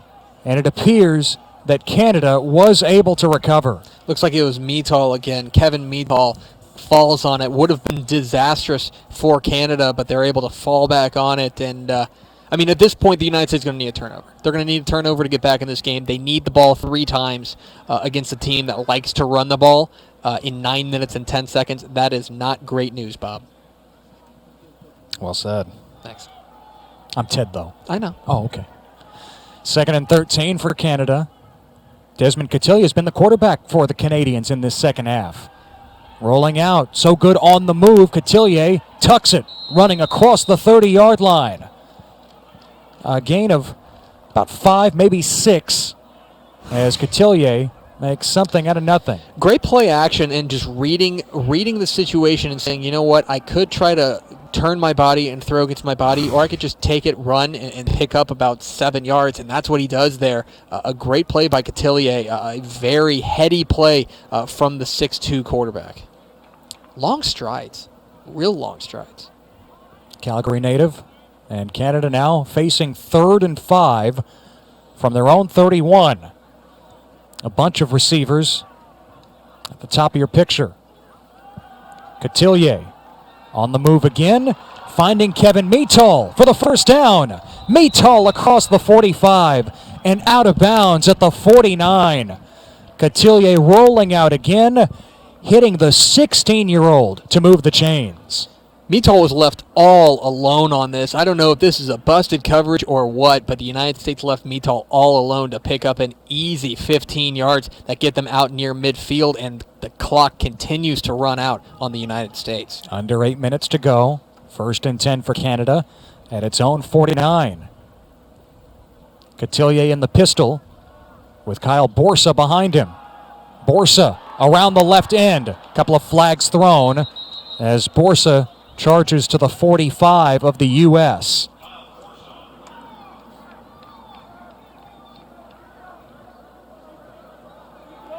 Holding on the offense. Number 60, 10-yard penalty, repeat, first down. That's the left tackle, Noah Zier from Langenburg, Saskatchewan. You bring up Kevin Meatall and that big catch on 3rd down. Actually struggled picking up concepts over the last week because they're all in English. Meatall speaks French. He's from Quebec, but it helps that offensive coordinator Jean-Philippe Asseline can speak French and translate it for him. 1st and 20 now after the hold. Low snap. Cotillier scoops it up, and Cotillier's buried. A sack for the United States. Brian Lassiter II in on the play. Yeah, they just bring the heat up the middle, and that's where you want to get the pressure, right up the middle, and we're finally calling the name of number 69 for the United States, Daniel Anderson. They call him Peter the Rock. Coach Clint Alexander had just all sorts of praise to say about the big 325-pound nose tackle out of Escondido, California. 12 and a half sacks as a senior, a fantastic athlete for a guy that size, finally making his presence felt. Actually has a 25-inch vertical leap at 325 pounds. Cotillier's pass is complete near the sideline. Brian Owusu-Beko picking up some of the yardage back, but now Canada faces 3rd down. And I would be really surprised if Canada put it in the air here. Honestly, picking up a first down is kind of secondary at this point. When you're facing 3rd and 19, you're up 17. All you're trying to do is kill this clock at 6 minutes and 18 seconds and rolling. I imagine this is going to be a handoff. But what do I know? I'm just an unfrozen caveman lawyer. 3rd and 19 for Canada. What do I know? Cotillier drilled. Another sack for the U.S. Jeremiah Chambers, one of the defensive captains, committed to Abilene Christian, a senior from Cedar Park, Texas, in the central part of the state at Vista Ridge High School, and Chambers is able to devour Canada's quarterback. It's a delayed blitz. He just follows Brian Lassiter up the middle and then shoots off the right side whenever he tries to avoid Lassiter. A great sack there from Jeremiah Chambers, the Cedar Park Vista Ridge product. He's getting them the ball back, but is there enough time? The U.S. does have all 3 timeouts remaining, but this is a tall mountain to climb. Eddie Lewis on the return. U.S. could use something big here. Lewis, a stiff arm to Tyrell Richards, and Richards would have none of it. Hanging on to Lewis. The U.S. will start from its own 19, trailing by 3 touchdowns with just over 5 minutes to go.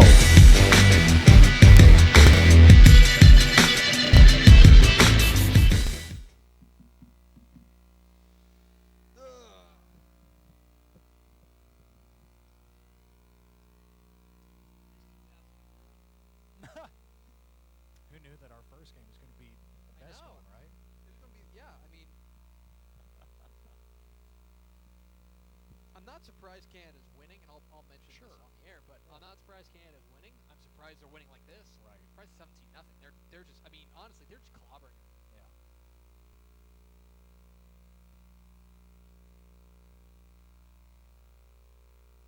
It's fine. I can hear Alexander.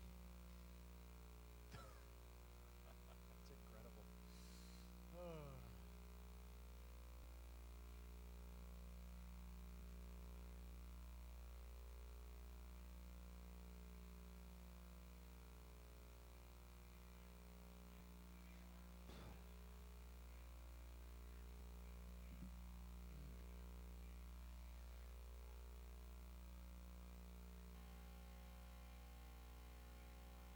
Izquierdo has to be the MVP for Canada.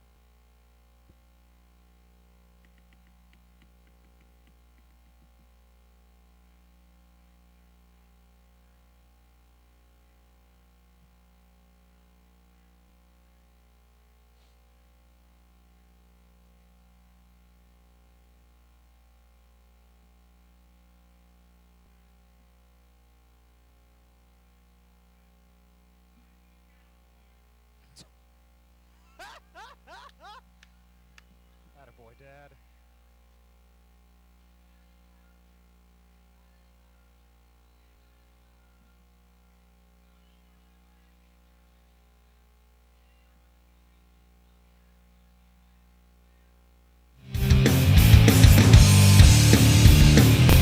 Some of the U.S. national team alumni at the collegiate level. You love to watch them on Saturdays. In the Big 12, Samaje Perine, Corey Coleman, the Bolitnikoff Award winner, the best receiver in the country. Go out west, Kevin Hogan from Stanford, along with Anu Solomon from Arizona.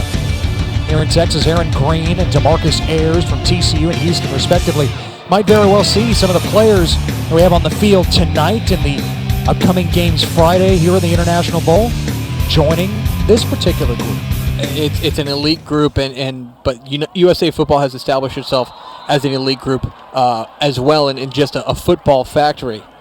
Isaiah Robinson back in the game at quarterback. Couldn't hook up with Eddie Lewis. Dropped the pass near the 25. Robinson saw one series in the first half. You know, Clint Alexander, the U.S. head coach, says after 5 practices together, the first one was Saturday afternoon. This is like an orchestra coming together, but even said yesterday, some instruments are still out of tune, but I don't think he expected this cacophony. I think especially offensively. I think that's definitely fair to say. I mentioned to you in the break that I'm not necessarily surprised that Canada's winning.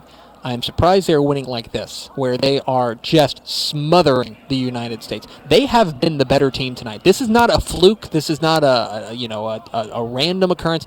Canada has been the better team tonight.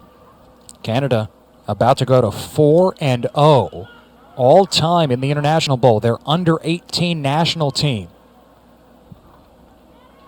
Robinson handing off on 3rd down and 7 from the 22.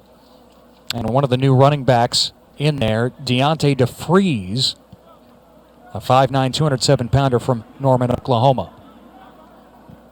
So it's 4th and 3 for the United States. Now, Alexander was quite colorful. Mentioned the orchestra analogy. He had another one. Share it with you after 4th and 3 as Robinson calls the signals. On 4th down. Looking to the right side, and incomplete over the head of Devin Gant, but a flag is down. Antoine Lamy palms out. What did I do? But here's the call. The only question here is whether or not they're going to rule this catchable. No flag for pass interference. The ball was uncatchable. You called it. So you can do this. Thanks, man. From up here. I'm trying real hard. Well done.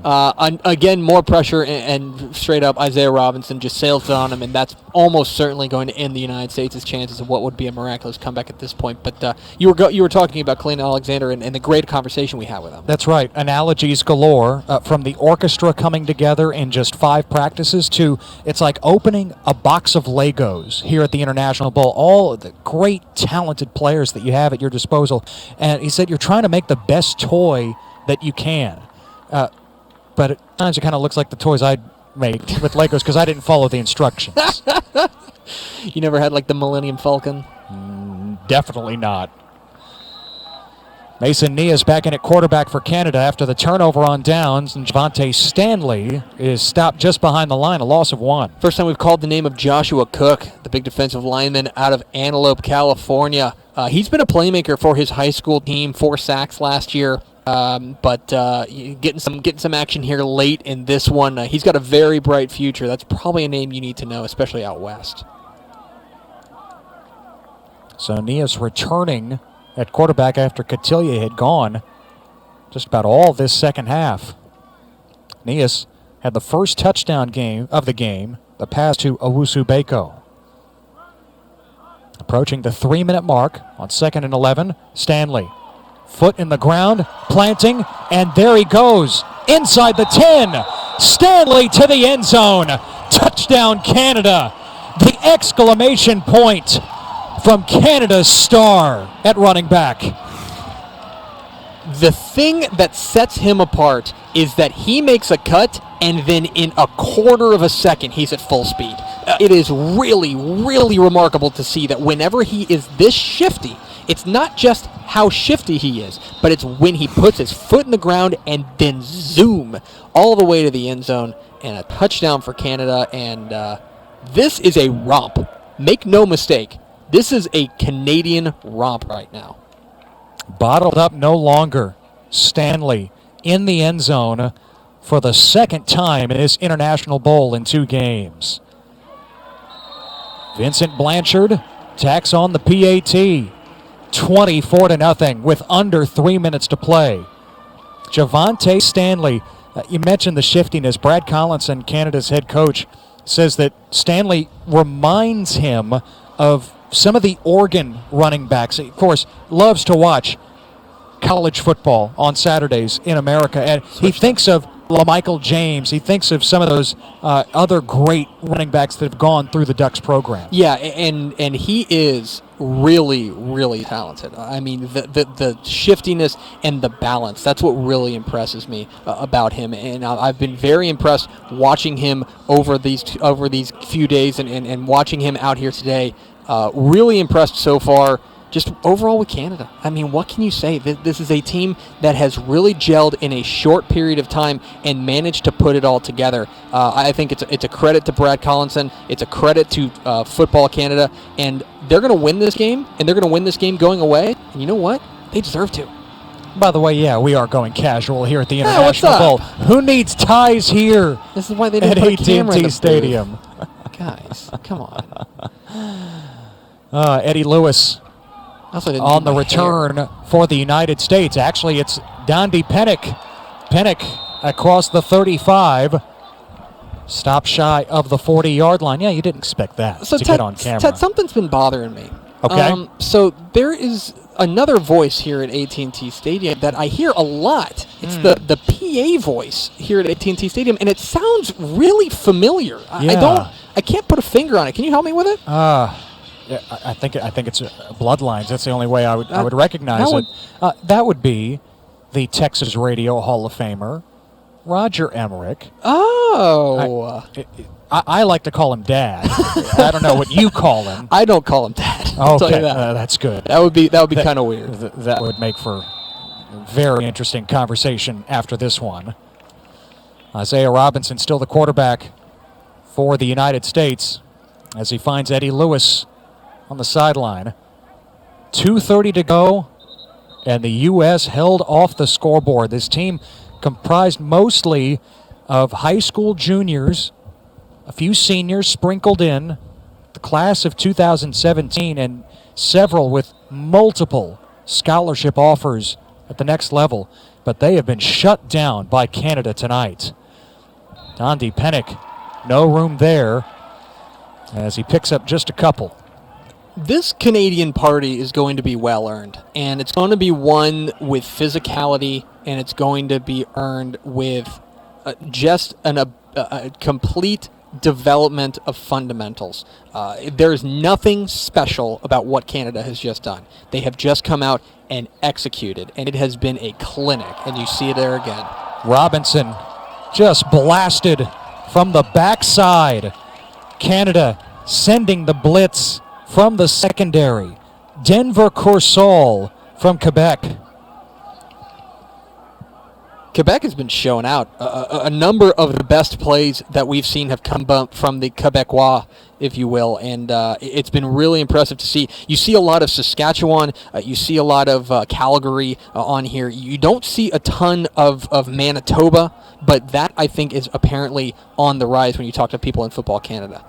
Here's the choice for the United States MVP tonight. Eno Benjamin, the running back, just shy of 100 yards. The MVP presented by Riddell. You can't put it on Eno Benjamin. He tried his guts. He played his guts out tonight. He just didn't really get a whole lot of seams. It was a lot of running into Canadian defenders. That's what he did tonight, and that's a credit to the game plan from Canada. Ben Pasiek, the fair catch for Canada, and now the Canadians, led by Pierre-Gabriel Germain, the MVP on defense. The Quebec native, MVP again presented by Riddell. Canada can run out this clock. I got to tell you, I think that's a great pick for the Canadian MVP because there are many worthy choices on that defensive side. But he was all over the place, and he found a way to get involved in all of the plays. That's what's so impressive to me. This is a guy who flew to the football all day long, much like this entire Canadian team.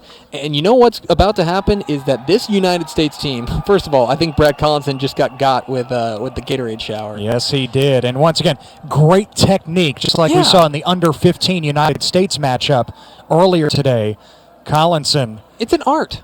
It really is an art. But this is a team of United States blue chippers, big-time blue chip recruits, and they just got absolutely dominated by Canada. That's what this scoreline is. Canada does not have to snap it again. C'est magnifique, 24-0, as Canada, the under-18 national team, picks up its second win in 4 days. Perfect here at the International Bowl, and Canada is now up 2-1 in this series, matching the best from North America. A shutout here at AT&T Stadium in Arlington. And worthy victors. We said it before, and we'll say it again. They were the better team. For Greg Tepper, I'm Ted Emmerich. We thank you for joining us. Day 2 in the books. One more day to go Friday. Another triple header here on ESPN3. But for now, we say so long from Arlington. The final score, Canada 24, the U.S. nothing. This has been a presentation of USA Football on ESPN3.